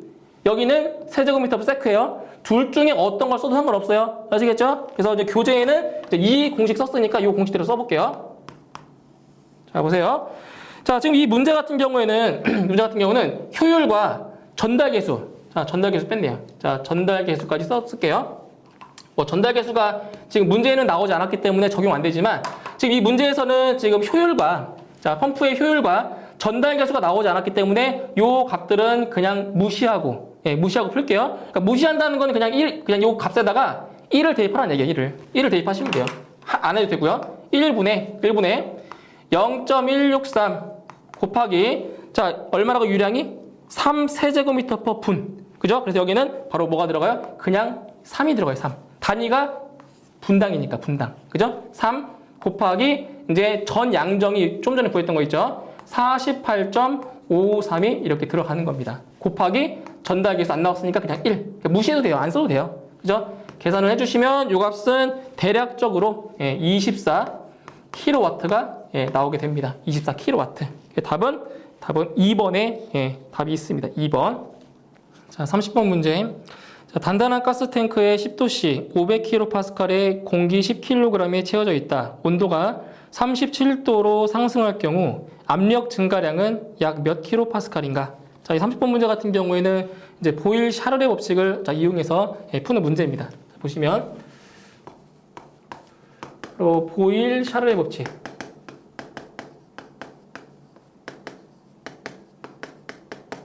자, 보일 샤를의 법칙 같은 경우에는 바로 이 공식 아셔야 되는 거죠. T1분의 P1V1은 T2분의 P2V2. 자, 이 공식에 의해서 이제 문제를 풀 건데, 문제를 보시면 단단한 가스탱크에 자, 공기가 채워져 있죠. 그죠? 그러니까 단단한 가스탱크라는 얘기는 바로 이제 최적, 부피의 변화가 없다라고 가정할 수가 있다라는 거예요. 그래서 최적이 일정하다. 그래서 V1과 V2는 자, 같다라고 볼 수가 있는 거예요. 그래서 이 공식에서 V1과 V2는 이렇게 없앨 수가 있다라는 거죠. 그죠? 없애져 있어요. 자, 그럼 문제에서 나온 거 뭐냐면 10도씨 500kPa. 자, 10도씨에 500kPa인데 여기서 온도를 37도로 올리면 그때의 압력이 얼만큼 증가했냐. 즉 P2-P1의 값을 구해주라는 얘기예요. 그죠? 그럼 이 식에 의해서 P2는 P1 곱하기 바로 T1분의 T2로 구할 수가 있다라는 거예요. 그죠? 요 식에 의해서. 자, 그러면 처음에 압력이 500kPa래요. 500kPa 곱하기 T1 10도씨인데 여기서 요 T1은 절대 온도기 때문에 절대 온도는 섭씨 온도에다가 273을 더해주는 거잖아요. 그죠? 10도 분의 T2는 몇 도? 37도까지 올렸대요. 그러면 273 플러스 37도씨. 그죠? 자, 계산을 해주시면 요 값은 대략적으로 548이 나와요. 548 그죠? kPa이 되는 거예요. 그죠? 그럼 여기서 자, 그럼 얼만큼이 지금 압력이 증가했냐? 그럼 델타 P는 자, P2-P1을 하면 되겠네요. 그죠? 그래서 548에서 500kPa를 빼주면 48kPa이 증가했음을 알 수가 있습니다. 답은 2번이 되는 거예요. 자, 다음 31번. 자, 지름 100mm인 관 속에 흐르고 있는 물의 평균 속도는 3m/s이다. 이때 유량은 분당 몇 세제곱미터인가? 자, 여기 31번 같은 경우에는 이제 유량을 지금 구하는 문제예요. 자, 31번은 자, 유량 Q는 A, 자, V가 되는 거고요. 그때 이제 물이 흐르고 있는 그 관 같은 경우에는 원통형이기 때문에 그 원통형의 그 단면적은 어떤 모양이다? 단면적은 원이에요, 원. 그래서 요 A 같은 경우에는 바로 원의 면적을 구해주시면 되는 거예요, 원의 면적. 자, 그런데 지금 문제 같은 경우에는 보통 반지름보다는 지름이 나오기 때문에 그 반지름에 의한 그 원의 면적이 얼마예요? 파이 r 제곱이잖아요. 그렇죠? 근데 이 공식보다는 지름을 이용한 그 면적을 구하기 때문에 바로 단면적은 4분의 파이 d 제곱이 되는 거예요. 4분의 파이 d 제곱 곱하기 유속, 물의 속도 v. 요 공식에 의해서 이제 유량을 구할 수가 있다라는 거죠. 자, 그럼 보세요. 자, 유량 구해 볼게요. 4분의 파이 곱하기 지금 그 관의 지름이 100mm. 100mm면은 0.1m죠. 그렇죠? 100mm면은 0.1m예요. 그래서 0.1의 제곱 곱하기 자, 유속은 3m/s. 그래서 V에는 자, 3을 대입해 주시면 자, 요 값이 대략적으로 자, 얼마가 나오냐? 0.0236이 나와요. 0.0236 세제곱미터/s. 여기에서 그 유량의 단위가 뭐예요? 분당이 아니라 초당이에요, 초당. 아시겠죠? 초당이기 때문에 자, 이 문제에서는 지금 뭐를 물어봤냐면 분당. 자, 분당 몇 세제곱미터냐? 이걸 물어봤기 때문에 여기에다가 얼마 곱해주면 돼요? 여기다 자, 0.0236 세제곱미터 자, 퍼. 지금 이 1초는 몇 분이에요? 1초가 몇 분이에요? 1초는 60분의 1분이죠. 맞죠? 1초는 60분의 1분이에요. 그죠? 그럼 결국 뭐냐? 0.0236에다가 이 60을 곱하라는 거예요. 그죠? 곱하라는 거죠. 곱해주시면 이 값은 대략적으로 1.4가 나오게 됩니다. 세제곱미터 퍼 미닛. 그죠? 그래서 답은 2번에 예, 답이 있네요. 답은 2번. 자, 그다음 32번. 자, 유체의 점성계수는 온도의 상승에 따라 어떻게 변하는가? 자, 유체의 점성계수예요. 이 점성계수라고 하는 거는 점도. 자, 끈끈한 정도예요. 자, 점도를 얘기하는데 이 점성계수 같은 경우에는 자, 이제 잘 구분하셔야 돼요. 보세요. 32번 문제. 자, 유체의 그 점성계수 같은 경우에는 온도를 상승시키면 자, 유체. 자, 액체 같은 경우에는 자, 온도를 높이면 바로 점도는 자, 감소하게 되고요. 액체 같은 경우에는 그럼 반대로 이 기체 같은 경우에는 온도를 높이면 점도가 더 늘어나요. 점도가 상승해요. 점도가 아시겠죠? 액체는 점도가 떨어지고 기체는 점도가 높아지는 성질이 있어요. 그래서 이 문제 같은 경우에는 유체는 액체잖아요. 그죠? 유체의 점성계수인데 액체에서는 뭐 한다고요? 액체에서는 감소하고 기체에서는 증가한다고요. 그래서 답은 4번에 액체에서는 감소하고 기체에서는 증가한다. 4번이 맞는 답이 되는 겁니다. 4번. 다음 33번. 자, 손실과 표면 장력의 영향을 무시할 때 그림과 같은 분류의 반지름 R에 대한 식을 H와 Y의 항으로 표시하면 자, 이 문제는 뭐 공식을 암기하는 것보다 유도하실 수가 있어야 돼요. 자, 그림을 한번 간단히 한번 그려볼게요. 그림을 간단히 그려볼게요. 자, 지금 여기 수조가 있어요. 수조가 이렇게 있고요. 자, 물이 채워져 있는 거예요. 그런데 여기 구멍이 이렇게 구멍 사이로 이렇게 구멍으로 자, 수조에 있는 물이 이렇게 흘러 나가는 거예요. 이렇게. 자, 이런 형태의 그림인 거예요. 자, 그랬을 때 자, 지금 이 물이 흘러나가는 여기 쪽이 요 직경은 D고요. D. 그리고 이 수조에 있는 물의 높이는 대문자 H고요.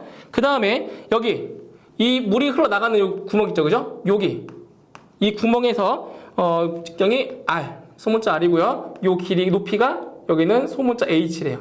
이렇게. 그때 요 R을 H, 대문자 H와 소문자 H에 대한 식으로 바꿔보라는 거예요. 바꿔보라는 얘기. 자, 볼게요. 먼저 이렇게 해볼게요. 이 수조에 있는 유량과 지금 여기서 노즐로 흘러나오는 유량이 어떻게 있어요? 같겠죠? 다시. 이 수조에 있는 그 물의 양과 이 물이 다 빠져나갔을 때 여기서 흘러나온 물의 양이 뭐하다고요? 같다. 그죠? 같기 때문에 자, 유량은 A 곱하기 자, V라고 했죠. 그죠? 유량은 단면적 곱하기 물의 속도. 예. Q는 AV예요. 근데 지금 여기서는 지금 원기둥 형태의 단면적이기 때문에 얼마 된다고요? 4분의 파이 D 제곱 곱하기 V가 되는 겁니다. 그죠? 이게 단면적 A가 된다는 얘기예요. 자, 이제 그랬을 때 어떻게 하냐면 자, 이렇게 할게요. 지금 여기서 지금 물이 흘러나오는 이 구멍 있죠? 여기 단면적을 A1, 유속을 V1으로 놓고요. 자, 그리고 여기서 물이 빠져나오는 이 구멍에 단면적을 A2, 그리고 물의 속도를 이제 V2로 놓을게요. V2로. 자, 그럼 뭐를 할 수 있냐면, 여기서, 유량은 똑같기 때문에 A1 곱하기 V1은 A2 곱하기 V2랑 같겠죠? 그죠? 유량은 똑같으니까. A1 곱하기 V1은 A2 곱하기 V2랑 자, 같은 거예요. 그죠? 같아요. 그럼 여기서, 잘 보세요. 먼저 A1. 요 A1 같은 경우는 지금 직경이 여기 D잖아요, D. 그죠? 직경이 D니까 4분의 파이 곱하기 D 제곱 곱하기 자, V1. 자, V1인데 자, 이거 하셔야 돼요. 자, V1. 잘 보세요. 자, V1과 V2를 식으로 바꿔보면 자, 유속의 유속. V1은 이거 먼저 볼게요. 자, V는 루트 2GH. 자, 이게 유속을 구하는 공식이에요. 그러니까 자, 유속 V는 루트 2GH인데 그럼 여기서 이제 V1은 뭐냐? 잘 보셔야 돼요. V1은 루트 2G 곱하기 자, 높이가 얼마예요? 높이가 H죠.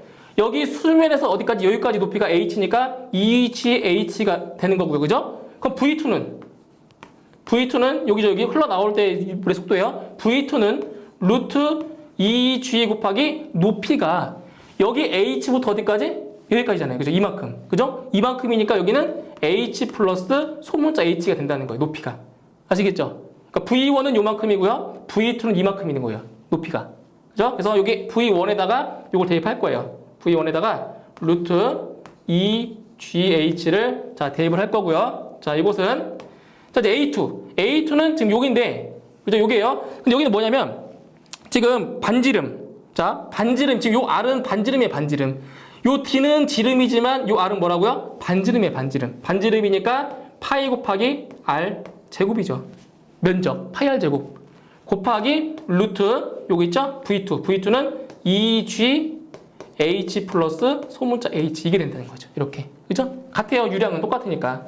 그럼 이제 좀 계산을 좀 편하게 하기 위해서 약분해 볼게요. 자, 여기서, 자, 파이가 이렇게 약분돼요. 그죠? 그죠? 예, 파이 약분돼요. 그럼 여기서 뭐가 되냐면, 자, 식을 잘 볼게요, 식을. 자, 약분돼 버리면 지금 남아있는 거는 우리가 알고 싶은 거는 요 R이에요, R. 그죠? R에 대해서 알고 싶은 거니까, 자, 식을 좀 변형해 볼게요. R제곱은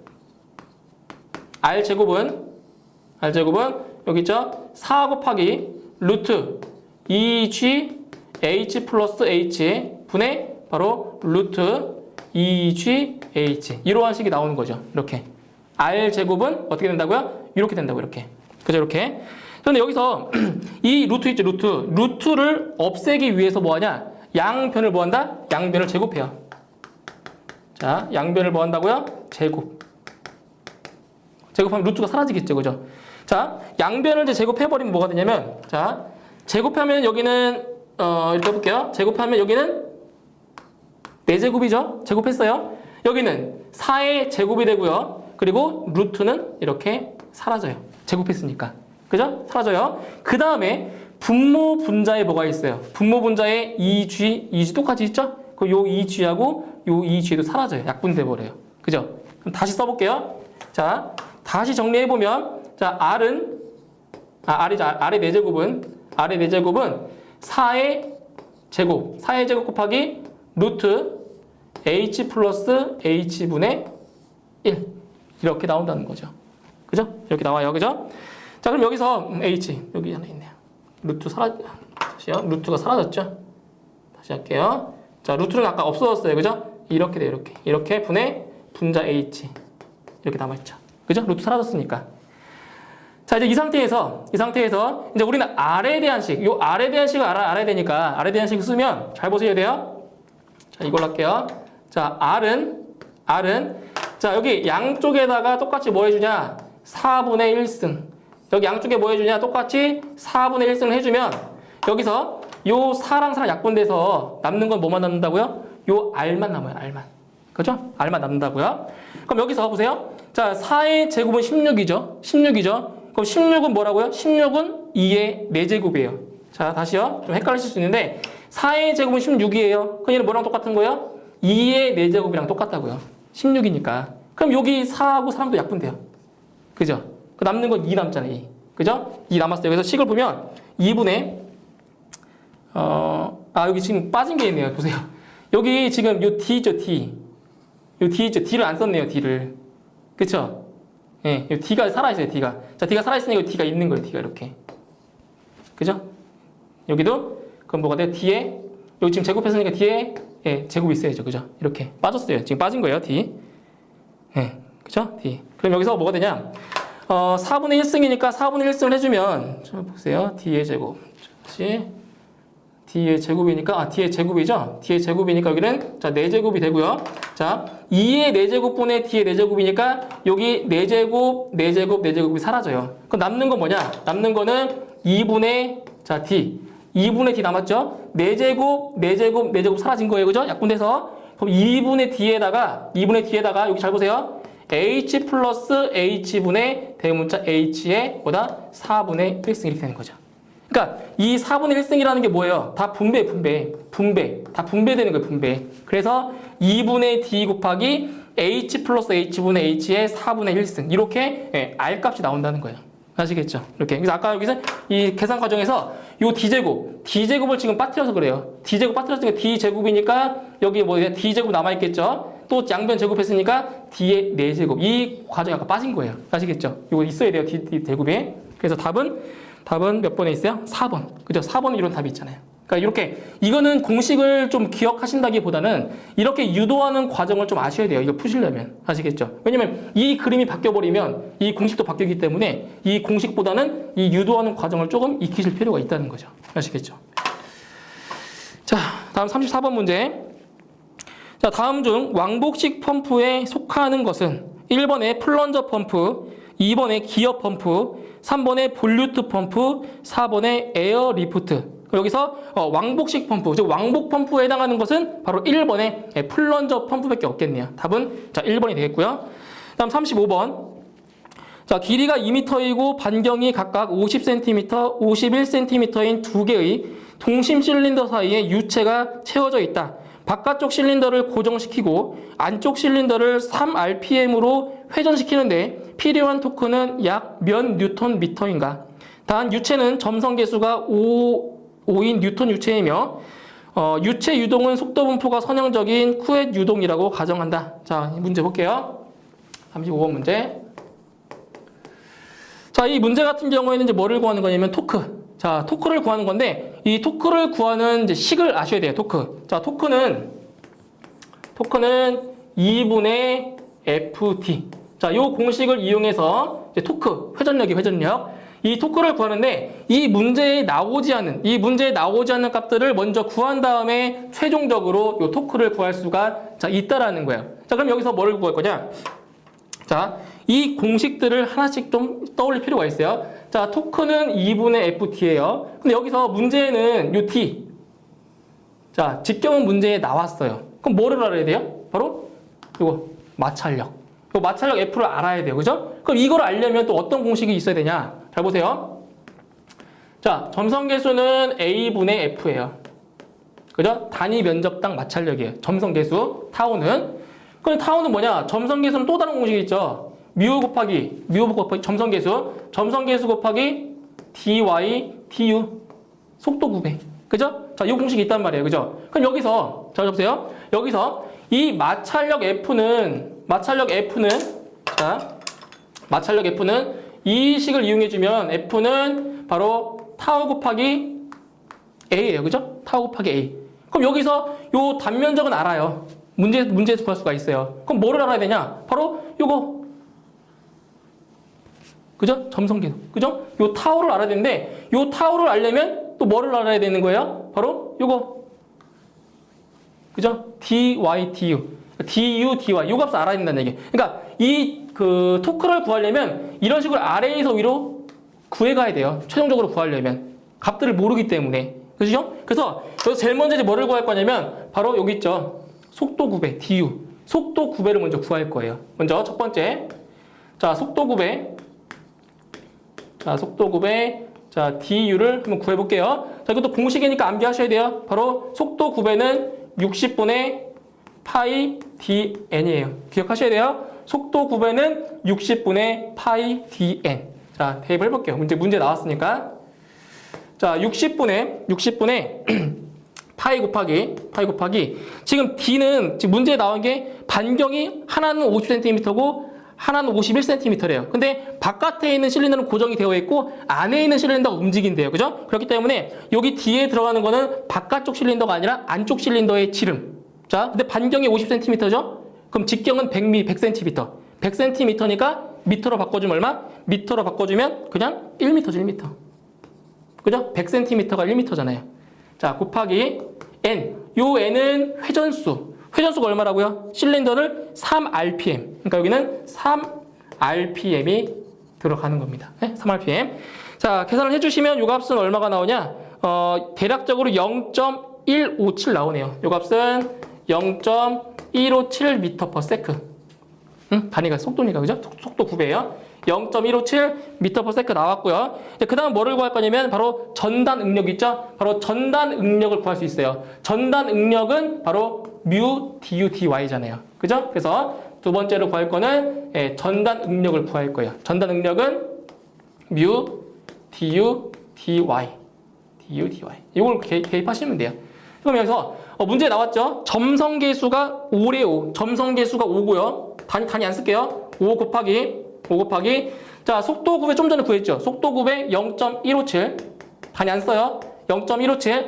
자, dy는 거리 9배. 거리 9배인데 이제 보세요. 거리 9배인데 자, 안쪽에 있는 실린더와 바깥쪽에 있는 그 실린더의 간격이 있죠. 간격이 얼마냐면 바로 1cm 간격이잖아요. 그죠? 1cm의 간격이 있으니까 미터로 바꿔주면 0.01m죠. 1cm니까 0.01m. 그죠? 자, 계산해 주시면 요 값은 얼마 나오냐면 78.5가 되네요. 78.5. 단위는 뉴턴 퍼 제곱미터. 이렇게 되는 거예요. 자, 이제 뭐까지 구했어요? 바로 뭐까지 구했어요? 전단 응력까지 구했어요. 자, 그럼 전단 응력 구했네요. 전단 응력을 구했으니까 뭘 구할 수 있다고요? 마찰력 구할 수 있다고요. 하나씩. 그럼 세 번째로 구할 거는 자, 마찰력. 자, 마찰력 F를 구해볼게요. F는 전단 응력 곱하기 단면적이잖아요. 그죠? 그죠? 여기 타는 A분의 F니까. 자, 지금 구했죠? 전단 응력 지금 구했어요. 78.5에다가 곱하기 자, 여기 단면적이라고 하는 것은 뭐냐면 안쪽에 있는 그 실린더 있죠? 안쪽에 있는 실린더가 유체와 겹쳐지는 부분 있죠? 그러니까 안쪽에 있는 실린더와 유체랑 만나는 부분의 면적을 얘기하는 거예요. 그럼 뭐냐면 이거예요. 자, 안쪽에 있는 그 실린더 있죠? 실린더가 원통형. 자, 이렇게 원통형. 그때 유체는 어디냐? 유체는 바깥에. 요 바깥에 지금 유체가 있단 말이에요. 그죠? 그러면 이 원기둥의 옆면적을 구하는 게 바로 요 단면적이라는 거예요. 그럼 잘 보세요. 자, 여기서 지금 이 안쪽에 있는 그 실린더의 반경이 얼마라고요? 반경이 50cm. 0.5m예요. 0.5m. 그러면 여기서 요 바깥쪽에 있는 그 면의 면적을 구하려면 자, 이건 좀 기본적이긴 하지만 자, 이제 모르시는 분이 계시니까 요거를 좀 펼쳐볼게요. 이거를 전개해 보면 어떤 모양이 나오냐? 잘 보세요. 이런 식으로 나와요. 전개하면. 그러면 이 실린더 바깥쪽에 있는 부분의 면적이 어디냐? 여기죠, 여기. 그죠? 바깥쪽에 있는 부분이. 그러면 요 길이 있죠, 요 길이. 자, 이 길이는 뭐랑 똑같아요? 요 길이는 이 원의 둘레랑 똑같겠네요. 그죠? 이 길이는 이 원의 둘레, 원주랑 똑같아요. 그죠? 원주랑 똑같기 때문에 얼마예요? 여기 원주는 2파이야. 그죠? 그죠? 여기 원주가 2파이 R이에요. 근데 그때 반지름이 0.5니까, 그죠? 반지름이 0.5니까 여기는 얼마가 돼요? 파이 곱하기 그냥 1이 되는 거죠. 파이 1 곱하기 1. 그죠? 요 길이가. 그죠? 그 다음에 요 길이는 자, 문제에 나왔어요. 길이가 2m래요. 예, 요 길이가 2m래요. 2m. 그럼 2죠, 2. 그러면 여기에 그 단면적은 얼마야? 이 단면적은 파이 곱하기 1 곱하기 2m. 이게 된다는 거예요. 아시겠죠? 예, 요 면적. 예. 그래서 이걸 계산해 주시면 이 값은 대략적으로 493 뉴턴 나와요. 마찰력이. 그럼 다 됐어요. 끝난 거예요. 자, 토크는 2분의 파이 D죠? 2분의 파이 D. 2분의 FD. 자, 지금 구했어요. 마찰력. 2분의 마찰력이 지금 493 뉴턴 나왔고요. 곱하기 D는 뭐라고요? D는 안쪽에 있는 실린더의 지름. 얼마? 1m. 그죠? 그래서 계산해 주시면 대략적으로 247 단위는 뉴턴미터죠. 뉴턴미터. 그죠? 그래서 답은 2번에 답이 있습니다. 2번. 다음 36번.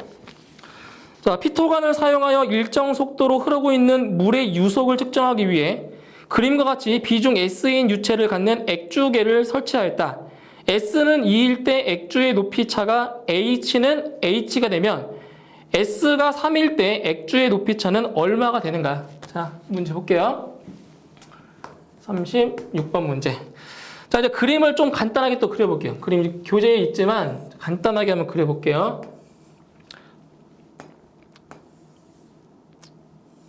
자, 이런 식으로 지금 액주계가 있어요. 좀 간략하게 그려보는 거예요.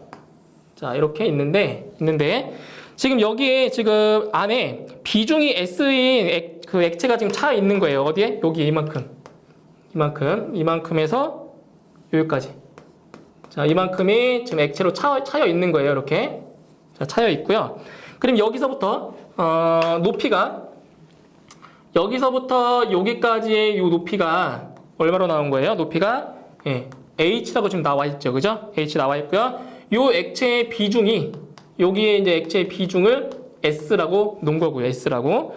자, 그랬을 때 이제 뭐를 구하는 거냐면 그 비중이 2일 때, 자, 비중이 2일 때의 그 높이차가 그게 소문자 H래요. 다시 비중이 2일 때의 높이차가 소문자 H래요. 그랬을 때 비중이 3이 되면 높이차가 얼마냐 이걸 물어본 거예요. 아시겠죠? 비중이 3이 되면 이 높이차가 얼마가 되냐 이걸 물어보는 문제라는 얘기예요. 자, 이제 여기도 공식을 아셔야 돼요. 공식.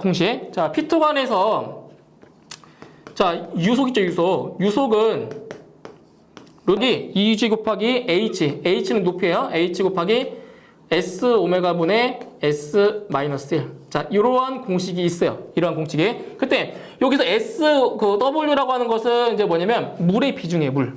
예? 물의 비중. 근데 물의 비중이 얼마예요? 물의 비중은 1이잖아요. 물이 기준이니까. 물의 비중이 1일 때 여기 요 액체의 비중이 2라는 얘기예요. 아시겠죠? 자, 그럼 여기서 볼게요. 여기서. 자, 지금 그 유속, 이 문제에서 뭐라고 했냐면 일정한 속도래요. 속도가 일정하대요. 그러니까 S가 2일 때, 비중이 2일 때와 비중이 3일 때의 속도는 같대요. 네, 같대요. 그럼 여기서 먼저 비중이 2일 때의 유속을 구해볼게요. V1. 자, V1은 루트 2G 곱하기, 자, 높이가 뭐라고요? 소문자 H라고요. 그죠? 소문자 H 곱하기, 자, 물의 비중 1이죠? 1분의 이 액체의 비중이 2래요. 1분의 2 마이너스 1. 이렇게 된다고요. 대입하는 거예요. 그럼 이 값은 얼마예요? 이 값은 1이죠? 이 값이 1이에요. 이거 1이에요. 의미 없어요. 그럼 결국 비중이 2일 때의 유속은 2GH가 돼요. 그죠? 비중이 2일 때. 예? 2일 때예요. 자, 그럼 이번에는 비중이 3. 자, 비중이 3일 때 유속을 한번 구해볼게요. V2. 자, V2는 루트 2GH. 아직은 얘를 몰라요. 모르니까 H 놓은 거예요. 아직 몰라요. 자, 물의 비중 1이죠. 물의 비중 1에다가 자, 지금 이 액체의 비중이 얼마라고요? 3이에요. 3 마이너스 1. 됐죠? 자, 이거 얼마 이거? 이 값은 2죠. 앞에 2가 있죠? 그거 얼마가 돼요? 루트 4GH가 돼요. 됐죠? 여기까지. 자, 요것은 비중이 2일 때예요. 이거는 비중이 3일 때예요. 근데 뭐라고요? 속도가 일정하대요. 속도가 일정하기 때문에 V1과 V2가 어떻게 돼요? 같겠죠. 속도가 일정하니까. 그죠? 그러면 V1과 V2가 같기 때문에 바로 루트 2GH랑 루트 4G 대문자 H가 똑같다고요. 속도가 똑같으니까 일정하니까. 그죠? 그럼 여기서 뭐가 돼요? 여기 자, 루트는 자, 자체적으로 루트는 없어지고요. 요 이 약분해봐요, 약분. 자, 이 약분하면 2죠. 여기 G 약분되죠. 중력각도 약분되죠. 그럼 결국 남아있는 건 뭐예요? H는 자, EH는 소문자 H가 되잖아요. 이렇게. 그죠? 남아있는 거는. 따라서 자, 비중이 3일 때의 요 높이차는 얼마 된다고요? 2분의 1 소문자 H가 된다고. 이렇게. 그죠? 이런 관계가 있는 거예요. 그래서 답은 4번에 답이 있죠. 2분의 1H. 다음 37번. 자, 유체 흐름의 연속 방정식과 관계가 없는 것은, 자, 연속 방정식 같은 경우에는 질량 불변의 법칙, 질량 보존의 법칙인 거예요. 그때 자, 보기를 보시면 1번에 질량 불변의 법칙 맞고요. 2번에 Q는 AV 유량 맞고요. 3번에 G는 감마 AV 중량 유량이니까 맞죠. 근데 4번에 이 레이놀즈 수 같은 경우에는 연속 방정식과 관계가 없어요. 아시겠죠? 레이놀즈 수는 연속 방정식과 관계없는 거예요. 그래서 틀린 것은 4번이 관계가 없는 거죠. 자, 다음 38번. 자, 이상기체의 정합비열과 정적비열의 관계식으로 옳은 것은 단 R은 가스 상수라고 했네요. 자, 38번 문제 같은 경우에는 이제 공식을 기억하시면 돼요. 자, 어떤 공식이냐면, 자, 기체 상수 있죠? 자, 기체 상수는 바로 정압비열에서 정적비열을 빼주면 돼요. 정적비열. 기억하세요? 다시. 기체 상수는 뭐라고요? 기체 상수는 정압비열에서 정적비열을 빼준다고요. 근데 이 문제에서 기체 상수, 가스 상수, 기체 상수 R은 정압비열, 정압비열은 CP예요. CP 마이너스 정적비열 CV. 이러한 관계식이 성립하는 거예요. 암기하시면 돼요. 아시겠죠? 기체 상수는 정압비열 빼기 정적비열. 그래서 답은 3번에 답이 있어요. 3번. 다음 39번. 자, 수은이 채워진 U자관에 어떤 액체를 넣었다. 액체 측 자유 표면으로부터 깊이가 24cm인 곳과 수은 측 자유 표면으로부터 깊이가 10cm인 곳의 높이가 같다면 이 액체의 비중은 약 얼마인가? 잘 보세요.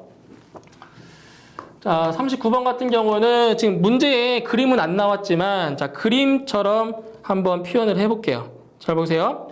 지금 뭐가 되냐면 U자관.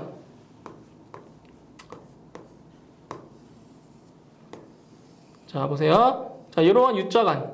자, U자관이 있는데, 자, U자관에서 액체 측의 자유 표면으로부터 깊이가 24cm인 곳. 그러니까 자유 표면이라고 하는 것은 이 공기 중에 노출된 부분을 말하는 거예요. 그러니까 여기, 자, 여기라고 할게요. 자, 여기 자유 표면으로부터 여기 액체까지 높이가 여기가 24cm.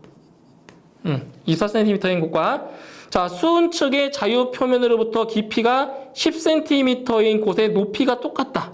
그러니까 이런 얘기죠. 만약에 수은이, 자, 보세요. 자, 수은이 이렇게 채워져 있다고 보는 거예요. 수은. 자, 수은이 채워져 있는데, 자, 수은의 자유 표면으로부터 어디까지라고요? 여기 10cm. 10cm까지 그때의 요 높이와, 이 높이가 뭐 할 때? 같을 때 뭐를 구하는 거예요? 그때 이 액체의 비중이 얼마냐? 이걸 물어본 거죠. 비중. 잘 보세요. 그럼 여기서 이제 뭐를 구할 수 있냐면, 지금 이 점에서의 높이와 이 점에서의 높이가 어때요? 같아요.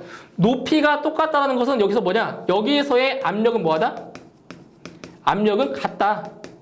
같은 압력이라는 거예요. 높이가 똑같기 때문에 같은 압력이라는 거예요.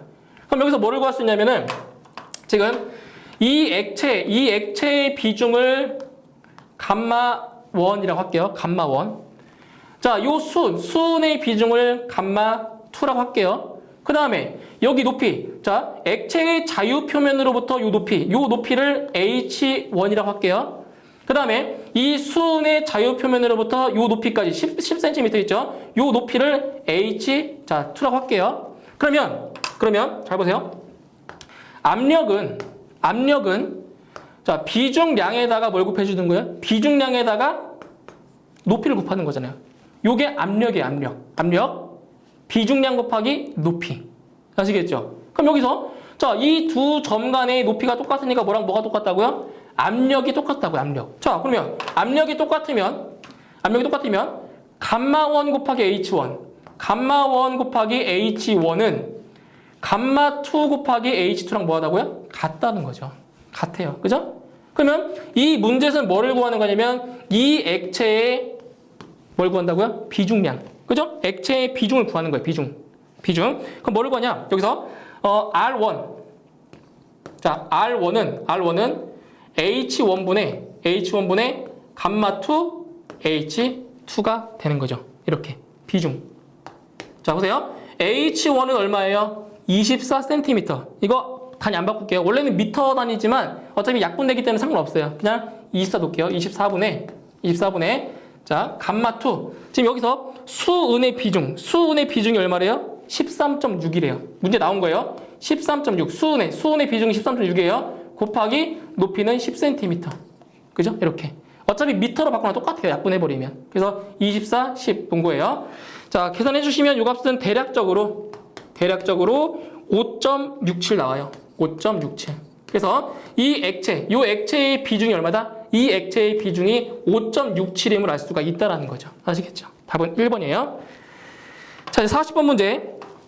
자, 표준 상태에서 1.5 곱하기 10의 23승계의 산소 분자가 차지하는 체적은 약 몇 리터인가? 단, 아보가드로의 수는 6.02 곱하기 10의 23승이라고 했네요. 자, 이 문제는 화학이랑 좀 관련된 문제인데, 자, 보세요.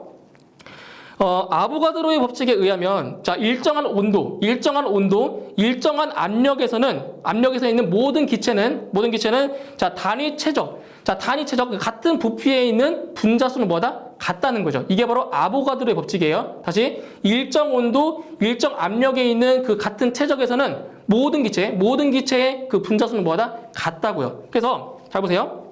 지금, 문제 나왔네요. 표준 상태에서 산소의 분자가 1.5 곱하기 10의 23승계래요. 그런데 이걸 아셔야 돼요. 자, 1g. 자, 지금 이 한 몰이에요, 1몰. 자, 1몰에 있는 1g의 그 분자의 체적은 22.4리터예요. 이거 아셔야 되는 거예요. 1몰당 그 기체의 부피가 얼마라고요? 22.4리터예요. 22.4리터.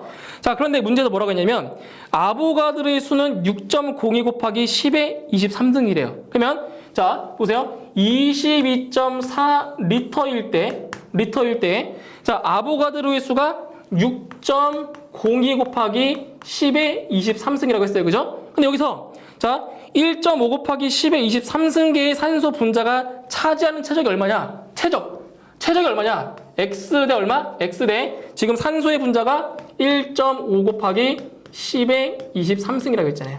이렇게. 그럼 비례식으로 푸는 거예요. 비례식으로.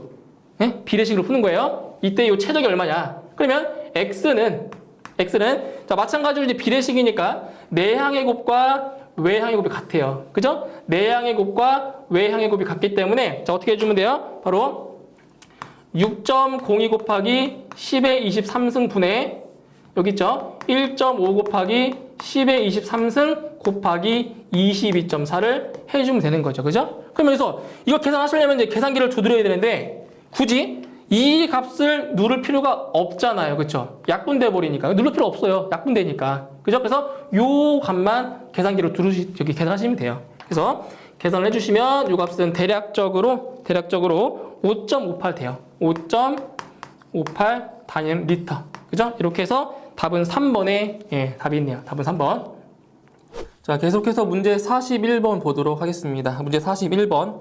소방시설관리업의 등록 기준에서는 인력 기준을 주된 기술 인력과 보조 기술 인력으로 구분하고 있다. 다음 중 보조 기술 인력에 속하지 않는 것은? 자, 보기를 보시면 1번에 소방시설 관리사, 2번에 소방설비 기사, 3번에 소방공무원으로 3년 이상 근무한 자로서 소방기술인정 자격수첩을 발급받은 자, 4번에 소방설비 산업기사. 자, 여기서는 주된 기술 인력과 이제 보조 기술 인력으로 구분할 수 있는데, 이제 1번에 소방시설 관리사 같은 경우는 이제 보조 기술 인력이 아니라 바로 주된 기술 인력에 해당되기 때문에 답은 1번이 되겠습니다. 1번. 다음 42번. 다음 중 소방 용수 시설에 대한 설명으로 옳은 것은? 자, 1번. 시 도지사는 소방 용수 시설을 설치하고 유지 관리하여야 한다. 그죠? 1번이 맞는 답이 되겠고요. 자, 그럼 2, 3, 4번은 왜 틀렸는지 볼게요. 2번. 주거지역, 상업지역 및 공업지역에 설치하는 경우에는 소방 대상물과의 수평 거리를 140m 이하가 되도록 하여야 한다. 여기서 주거지역과 상업지역 같은 경우는 140m가 아니라 100m 이하가 돼야 맞고요. 3번. 저수조는 지면으로부터의 낙차가 4.5m 이상이어야 한다. 여기서는 4.5m 이하가 돼야 맞습니다. 이하. 4번. 흡수관의 투입구가 사각형의 경우에는 한 변의 길이가 30cm 이상이어야 한다. 여기서는 30cm가 아니라 60cm 이상이 되어 맞습니다. 답은 1번. 그럼 43번. 자, 방염 성능 기준 이상의 실내 장식물 등을 설치해야 할 특정 소방 대상물로 옳지 않은 것은? 자, 보기 중에서 2번을 보시게 되면 건축물의 옥내에 있는 운동시설로서 수영장. 여기서는 운동시설은 맞지만 수영장은 제외이기 때문에 답은 2번이 틀렸습니다. 2번. 다음 44번. 다음 중 위험물 탱크 안전성능 시험자로 등록하기 위하여 갖추어야 할 사항에 포함되지 않는 것은, 자 보시면 위험물 탱크 안전성능 시험자로 등록하기 위해서는 세 가지 갖춰야 될 사항이 있는데, 바로 기술 능력과 그리고 시설, 장비, 이 세 가지가 갖춰져야 되겠고요. 1번에 자본금 같은 경우에는 해당 사항이 안 됩니다. 답은 1번. 다음 45번. 다음은 소방 대상물 중 지하구에 대한 설명이다. 가나다에 들어갈 내용으로 알맞은 것은, 자 박스 안에 저 내용을 보시게 되면 전력통신용의 전선이나 가스, 냉난방용의 배관을 집합 수용하기 위하여 설치한 지하인 공구조로서 사람이 점검 또는 보수하기 위하여 출입이 가능한 것 중 폭은 바로 1.8m 이상이고요. 그리고 높이가 2.0m 이상, 그리고 길이가 50m 이상인 것을 바로 지하구로 정의하고 있습니다. 답은 1번. 다음 46번. 소방대상물의 위치, 구조, 설비 또는 관리의 상황에 관하여 화재나 재난재해 예방을 위하여 필요한 때에는 개수, 이전 등의 조치 명령을 할 수 있는 사람은 바로 소방본부장 또는 소방서장이 할 수 있습니다. 답은 4번. 다음 47번. 자, 다음 중 방염 대상 물품에 대한 방염 성능 기준으로 적합한 것은, 자 1번부터 볼게요. 1번. 불꽃에 의하여 완전히 녹을 때까지 불꽃의 접촉 횟수는 3회 이상. 1번이 맞겠죠, 그죠? 3회 이상이 맞고요. 2번. 버너의 불꽃을 제거한 때부터 불꽃을 올리며 연소하는 상태가 그칠 때까지 시간은 30초 이내. 바로 잔염 시간을 이제 말한 건데, 바로 잔염 시간은 30초 이내가 아니라 20초 이내가 맞습니다. 다음 3번. 버너의 불꽃을 제거한 때부터 불꽃을 올리지 아니하고 연소하는 상태가 그칠 때까지 시간은 20초 이내. 자, 이거는 잔진 시간을 말하는 건데, 잔진 시간은 20초 이내가 아니라 30초 이내가 맞습니다. 다음 4번. 탄화한 면적은 20제곱센티미터 이내, 탄화한 길이는 20cm 이내. 자, 틀렸죠? 반대가 됐죠? 탄화한 면적이 50제곱센티미터 이내가 돼야 되고요. 탄화한 길이는 20cm 이내가 돼야 맞습니다. 바뀌었어요. 그래서 답은 1번이 제가 맞겠고요. 다음 48번. 다음 소방시설 중 경보설비에 속하지 않는 것은 1번 통합감시시설, 2번 자동화재 탐지설비, 3번 자동화재 속보설비, 4번 무선통신 보조설비. 바로 4번에 무선통신 보조설비는 바로 경보설비가 아닌 소화활동설비에 해당이 됩니다. 답은 4번. 다음 49번. 다음 중 특수가연물에 해당되지 않는 것은, 바로 특수가연물의 수량. 자, 수량을 꼭 암기를 하셔야 돼요. 자, 1번에 나무 껍질은 500kg. 자, 맞고요. 2번 가연성 고체류 2000kg. 자, 아니죠? 가연성 고체류는 바로 3000kg 이상입니다. 답은 2번이고요. 3번에 목재 가공품 15세제곱미터 맞고요. 4번 가연성 액체류 3세제곱미터. 그래서 틀린 것은 2번이 틀렸습니다. 2번. 다음 50번. 위험물 제조소에는 보기 쉬운 곳에 기준에 따라 위험물 제조소라는 표시를 한 표지를 설치해야 하는데, 다음 중 표지의 기준으로 적합한 것은, 바로 답은 1번이에요. 자, 표지의 한 변의 길이는 0.3m 이상, 다른 한 변의 길이는 0.6m 이상인 직사각형으로 하되 표지의 바탕색은 백색으로 문자는 흑색으로 한다. 자, 이렇게 된다는 거예요. 자, 보세요. 자, 어떻게 되냐면 직사각형. 자, 이런 식으로 직사각형 모양의 자, 표지에다가, 자, 한 변의 길이는 0.3m 이상이에요. 요게. 자, 0.3m 이상. 그리고 다른 한 변의 길이는 0.6m 이상. 자, 이렇게 돼 있고요. 그리고 표지에는 위험물 제조소. 자, 위험물 제조소라는 이렇게 글씨를 써주고요. 요 바탕색은 백색. 그리고 이 문자색은 흑색. 자, 이렇게 표시하게 되어 있습니다. 이런 식으로. 그래서 답은 1번이 답이 되겠네요. 1번. 자, 다음 51번. 자, 보일러 등의 위치, 구조 및 관리와 화재 예방을 위하여 불의 사용에 있어서 지켜야 하는 사항 중 보일러의 경유, 등유 등 액체 연료를 사용하는 경우 연료 탱크에 화재 등 긴급 상황이 발생할 때 연료를 차단할 수 있는 개폐 밸브를 연료 탱크로부터 몇 미터 이내에 설치해야 하는가? 바로 개폐 밸브 같은 경우는 연료 탱크에서 0.5m 이내에 설치하게 되어 있습니다. 답은 1번. 다음 52번.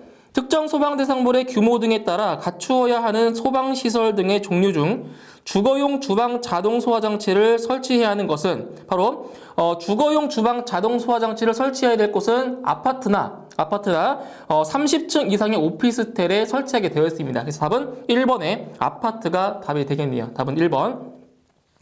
다음 53번.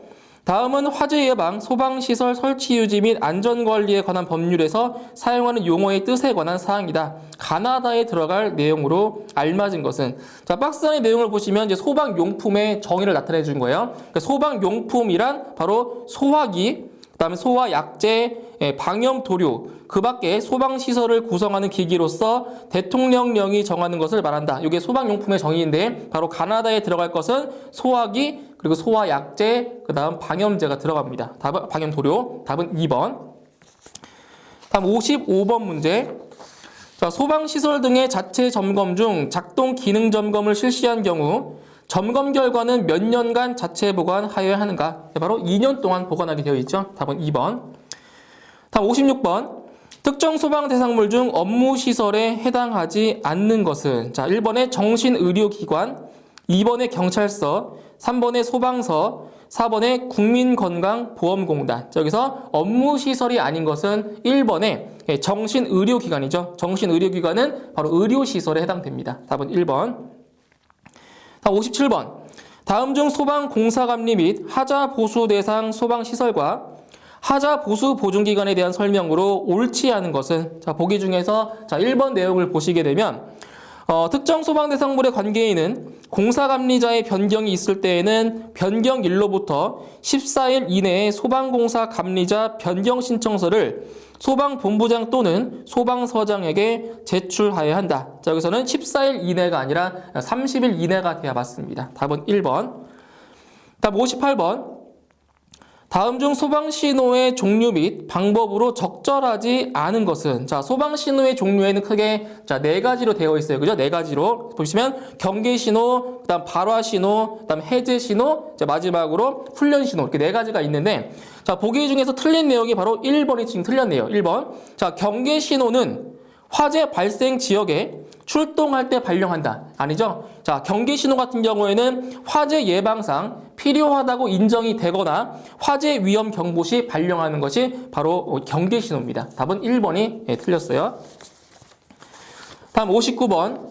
자, 다음 위험물 중 자기 반응성 물질인 것은 자, 보시면 위험물의 종류 크게 6가지가 있죠. 그죠? 제1류부터 6류까지 6가지가 있는데 여기서 자기 반응성 물질은 제5류 위험물이에요. 그죠? 제5류 위험물. 그럼 이제 보기 1번부터 보실게요. 자, 1번에 황린, 2번에 염소산 염류, 3번에 특수 이나물, 4번에 질산 에스테르류. 보시면 1번의 황린은 제3류 위험물에 해당이 되고요. 2번에 염소산 염류, 그렇죠? 끝나는 게 염류로 끝났으니까 제1류 위험물. 그 다음 3번에 특수 이나물은 제4류 위험물. 답은 4번에 질산 에스테르류가 바로 자기 반응성 물질입니다. 답은 4번. 다음 60번. 다음 중 그 성질이 자연 발화성 물질 및 금수성 물질인 제3류 위험물에 속하지 않는 것은 자 60번 문제도 위험물의 종류를 지금 물어봤어요. 바로 제3류 위험물에 속하지 않는 것. 자 1번에 황린, 2번에 칼륨, 3번에 나트륨, 4번에 황화린. 자, 여기서는 답은 4번이 지금 틀렸네요. 4번에 이제 황화린 같은 경우는 지금 황린과 좀 헷갈리실 텐데 황린은 제3류 위험물이지만 황화린은 제2류 위험물에 해당이 됩니다. 그래서 답은 4번이 3류 위험물이 아니네요. 답은 4번. 자, 계속해서 문제 61번부터 보도록 하겠습니다. 61번. 자, 할로겐 화합물 및 불활성 기체, 소화약제 중에서 IUG541의 혼합가스 성분비는 자, 보세요. 자, 61번 문제는 이제 보시면 이제 할로겐 화합물 및 불활성 기체, 소화약제 중에서 IUG541의 그 명칭. 자, 보세요. 자, 541. 자, 이 명칭 중에서 요 혼합가스의 그 성분비를 지금 물어본 거예요. 자, 보시게 되면 이 541이라는 값이 어떤 의미가 있겠죠. 그죠? 그래서 요 앞에 있는 5라는 값은 바로 질소. 자, 질소를 의미해 주고요. 그 다음에 요 4라는 값은 아르곤이고요. 그리고 요 1이라는 값이 요것이 바로 이산화탄소예요. 이산화탄소. 자, 그래서 이 성분비를 이제 보시게 되면 이 541이라는 게 자, 50%, 40%, 10% 이렇게 이제 보시면 되는데 자, 이게 정확하진 않아요. 그래서 질소는 이제 5라는 거 하는 것은 이제 52%를 자, 의미하는 거고요. 그다음 아르곤 같은 경우는 이제 40%인데 이제 30, 여기 40% 그죠? 40%가 되고 그다음에 이산화탄소가 10%가 안 된 한 8%. 이렇게 다 합치면 100%가 이렇게 나오는 겁니다. 그래서 답은 2번에 질소 52%, 아르곤 40%, 이산화탄소 8%. 그래서 답은 2번이 되는 겁니다. 2번. 다음 62번. 옥내 소화전 설비에 사용되는 전동기의 용량을 구하는 식의 설명으로 틀린 것은 자, 이제 문제에 나와 있는 그 식을 이제 적어 보면 자, 보세요. 자, 전동기의 용량을 구하는 식이 자, P는 자, 2분의 0.163 자, QHK 자, 이렇게 지금 나와 있어요. 그죠? 전동기의 용량 구하는 식에서. 근데 이 의미하는 게 있죠? P, QHEK. 이것이 의미하는 게 다른 거, 틀린 거 찾는 거예요. 그죠? 그래서 1번 같은 경우는 Q는 전격 토출량. 자, 맞는 거죠. 그죠? 1번 맞고요. 2번 H는 전양정. 자, 맞고요. 3번 E는 토출관의 지름. 자, 전동기의 용량을 구할 때 토출관의 지름은 필요가 없는 거예요. 그래서 E가 의미하는 게 뭐냐? E가 의미하는 것이 바로 효율. 효율을 의미하는 거예요. 그래서 3번이 틀렸고요. K는 동력 전달 계수. 그죠? K는 동력 전달 계수. 해서 틀린 것은 3번만 틀린 거네요. 답은 3번. 다음 63번. 포소화 설비용 설비에 대한 설명 중 틀린 것은 자, 보기 중에서 4번을 보시게 되면 자, 유량 측정 장치는 펌프의 전격 토출량의 157%까지 측정할 수 있는 성능이 있어야 한다. 자, 그래서 틀린 것은 뭐예요? 바로 전격 토출량의 175% 이상 측정할 수 있는 성능이 있어야 되는 거죠. 틀린 것은 4번이 틀렸고요. 다음 64번. 통신기기실에 비치하는 소화기로 가장 적합한 것은 자, 보세요. 통신기기실에 배치할 수 있는 그 소화기 같은 경우는 이산화탄소 그리고 할론 소화 설비, 그다음에 불활성 기체, 즉 할로겐 화합물 및 불활성 기체 소화 설비를 넣을 수 있는 거죠. 그래서 보기를 보시면 1번에 포소화기, 2번에 이산화탄소 소화기, 3번에 강화액 소화기, 4번에 산알칼리 소화기. 그래서 답은 2번에 이산화탄소 소화기가 적합하다고 할 수 있습니다. 답은 2번. 다음 65번. 스프링클러 설비의 펌프실을 점검하였다. 펌프의 토출축 배관에 설치되는 부속 장치 중에서 펌프와 체크밸브 사이에 설치하여서는 안 되는 배관은 자, 1번의 기동용 압력 챔버 배관, 2번의 성능시험 배관, 3번의 물올림 장치 배관, 4번의 릴리프 밸브 배관. 자, 여기서는 자, 2, 3, 4번 같은 경우는 펌프와 체크 밸브 사이에 자, 설치할 수 있지만 1번의 기동용 압력 챔버 배관 같은 경우에는 펌프 토출축 개폐 밸브 2차 측에 설치하는 거죠. 틀린 것은 1번이 틀렸고요. 다음 66번. 자, 높이가 31m 이상인 건축물로서 지하층을 제외한 연면적이 6만 제곱일 경우에 소화 용수 설비의 저수량은 얼마 이상이어야 하는가? 단 1층 및 2층 바닥 면적 합계가 6,000 제곱미터라고 했습니다. 자, 보세요. 자, 저수량을 산출하는 그러한 문제인데, 자, 66번.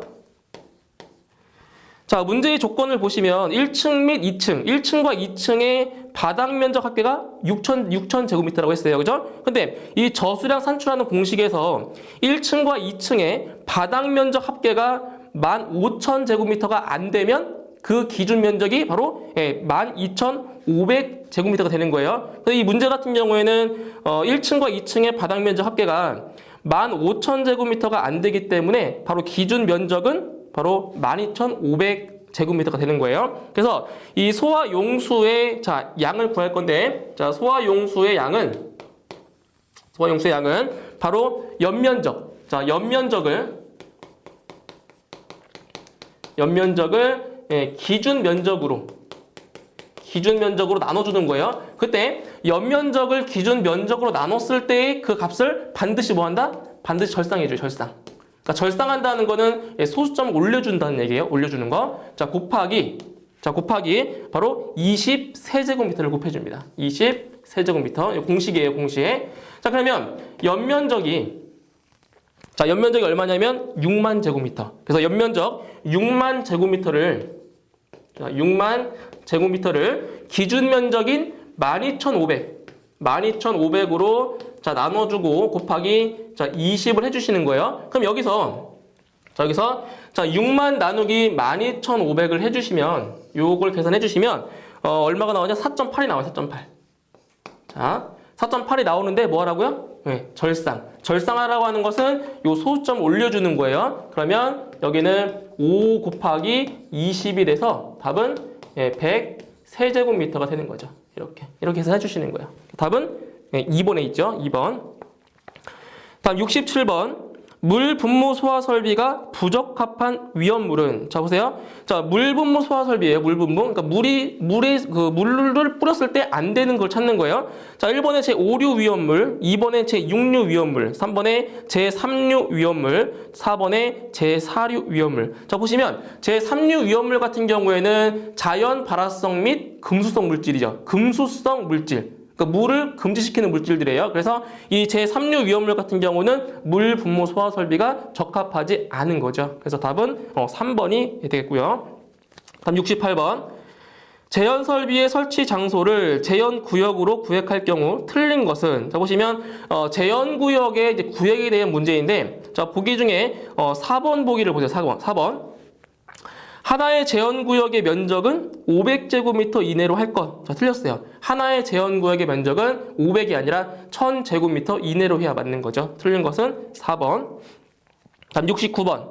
스프링클러 설비의 헤드 설치 기준에 대한 설명으로 틀린 것은, 자, 보기 중에서 1, 2, 3번은 다 맞는 내용이 되겠고요. 자, 4번에 보시면 아파트 거실의 천장, 반자 등 각 부분으로부터 하나의 스프링클러 헤드까지 수평 거리는 1.7m 이하로 설치한다. 아니죠. 1.7m 이하가 아니라 3.2m 이하가 돼야 맞습니다. 틀린 것은 4번. 다음 70번.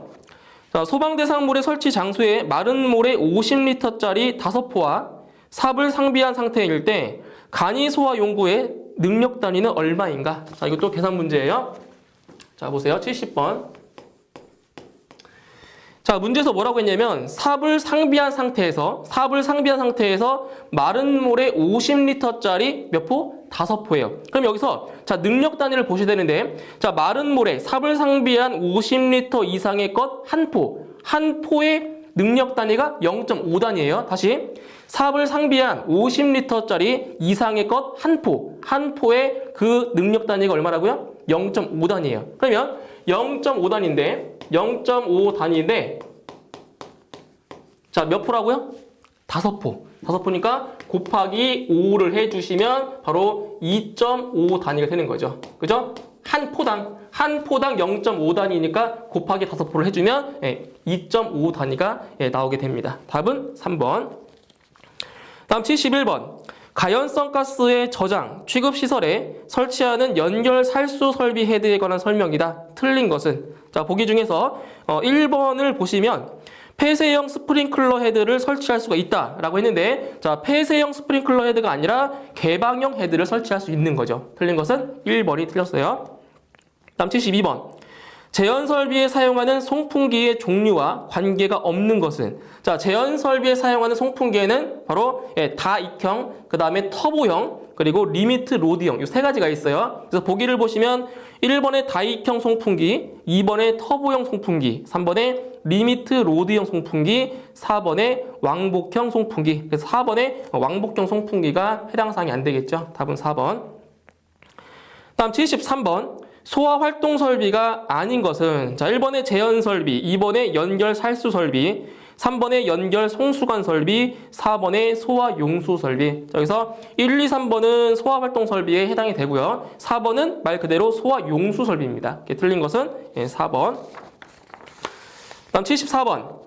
스프링클러 설비의 배관에 관한 설명 중 틀린 것은, 자, 보기 중에 4번 보기를 보시면, 자, 교차 배관의 최소 구경은 65mm 이상으로 한다. 아니죠. 교차 배관의 최소 구경은 얼마? 40mm 이상이 되는 겁니다. 답은 4번이 틀렸고요. 다음 75번. 사무실 용도의 장소에 스프링클러를 설치할 경우 교차 배관에서 분기되는 지점을 기준으로 한쪽의 가지 배관에 설치되는 하향식 스프링클러 헤드는 몇 개 이하로 설치하는가? 단 수리 역학적 배관 방식의 경우는 제외한다 라고 했어요. 자, 보시게 되면 한쪽의 가지 배관에 설치하는 하향식 스프링클러 헤드는 몇 개? 그렇죠? 8개 이하 설치하게 되어 있습니다. 답은 1번. 다음 76번. 호스릴 이산화탄소 설비의 설치 기준으로 틀린 것은, 자, 1번. 노즐당 소화약제 방출량은 20도씨에서 60초에 60kg 이상이어야 한다. 자, 1번 맞는 내용이고요. 2번. 소화약제 저장 용기는 호스릴 2개마다 1개 이상 설치해야 한다. 2번이 틀렸네요. 자, 2번 뭐냐? 호스릴 2개마다 1개 이상 설치하는 것이 아니라 호스릴을 설치하는 장소마다 1개 이상 설치하는 게 맞죠. 자, 2번이 틀렸어요. 다음 77번. 분말 소화약제의 가압용 가스 용기의 설치 기준에 대한 설명으로서 틀린 것은, 자, 보기 4번을 보세요. 4번. 분말 소화약제의 가압용 가스 용기에는 2.5메가파스칼 이상의 압력에서 압력 조정이 가능한 압력 조정기를 설치한다. 자, 틀린 건 뭐예요? 2.5메가파스칼 이상이 아니라 2.5메가파스칼 이하가 돼야 맞는 거죠. 틀린 것은 4번. 다음 78번. 자, 이산화탄소 소화약제 저장 용기와 선택 밸브 또는 개폐 밸브 사이에는 내압 시험 압력 몇 배에서 작동하는 안전장치를 설치하여야 하는가? 바로 0.8배가 되는 겁니다. 그죠? 답은 4번. 다음 79번. 소방 대상물에 따라 적응하는 포소화 설비의 종류 및 적응성에 관한 설명으로 틀린 것은, 자, 1, 2, 3번을 쭉 읽어보시면 다 맞는 내용이고요. 4번에 소방기본법 시행령 별표 2에 특수 가연물을 저장, 취급하는 공장에는 호스릴 포소화 설비를 설치한다. 자, 아니죠. 특수 가연물을 저장, 취급하는 장소에는 포워터 스프링클러 설비, 그 다음에 포헤드 설비, 그리고 고정포 방출 설비, 마지막으로 압축 공기포 소화 설비를 설치하게 되어 있습니다. 그래서 틀린 것은 4번이 틀렸어요. 다음 80번. 금속재 피난 사다리의 분류로서 적당한 것은, 그래서 피난 사다리의 분류에서 뭐가 있냐면 고정식 사다리가 있고요. 그 다음에 올림식 사다리, 마지막으로 내림식 사다리, 이렇게 세 가지가 있어요. 다시 고정식 사다리, 그 다음 올림식 사다리, 마지막으로 내림식 사다리. 그래서 보기를 보시면 2번에 보기가 맞는 답이 되겠대요. 자, 이렇게 해서 80번 문제까지 다 풀어보았고요. 다음 강의에서 다시 뵙도록 하겠습니다. 수고하셨습니다.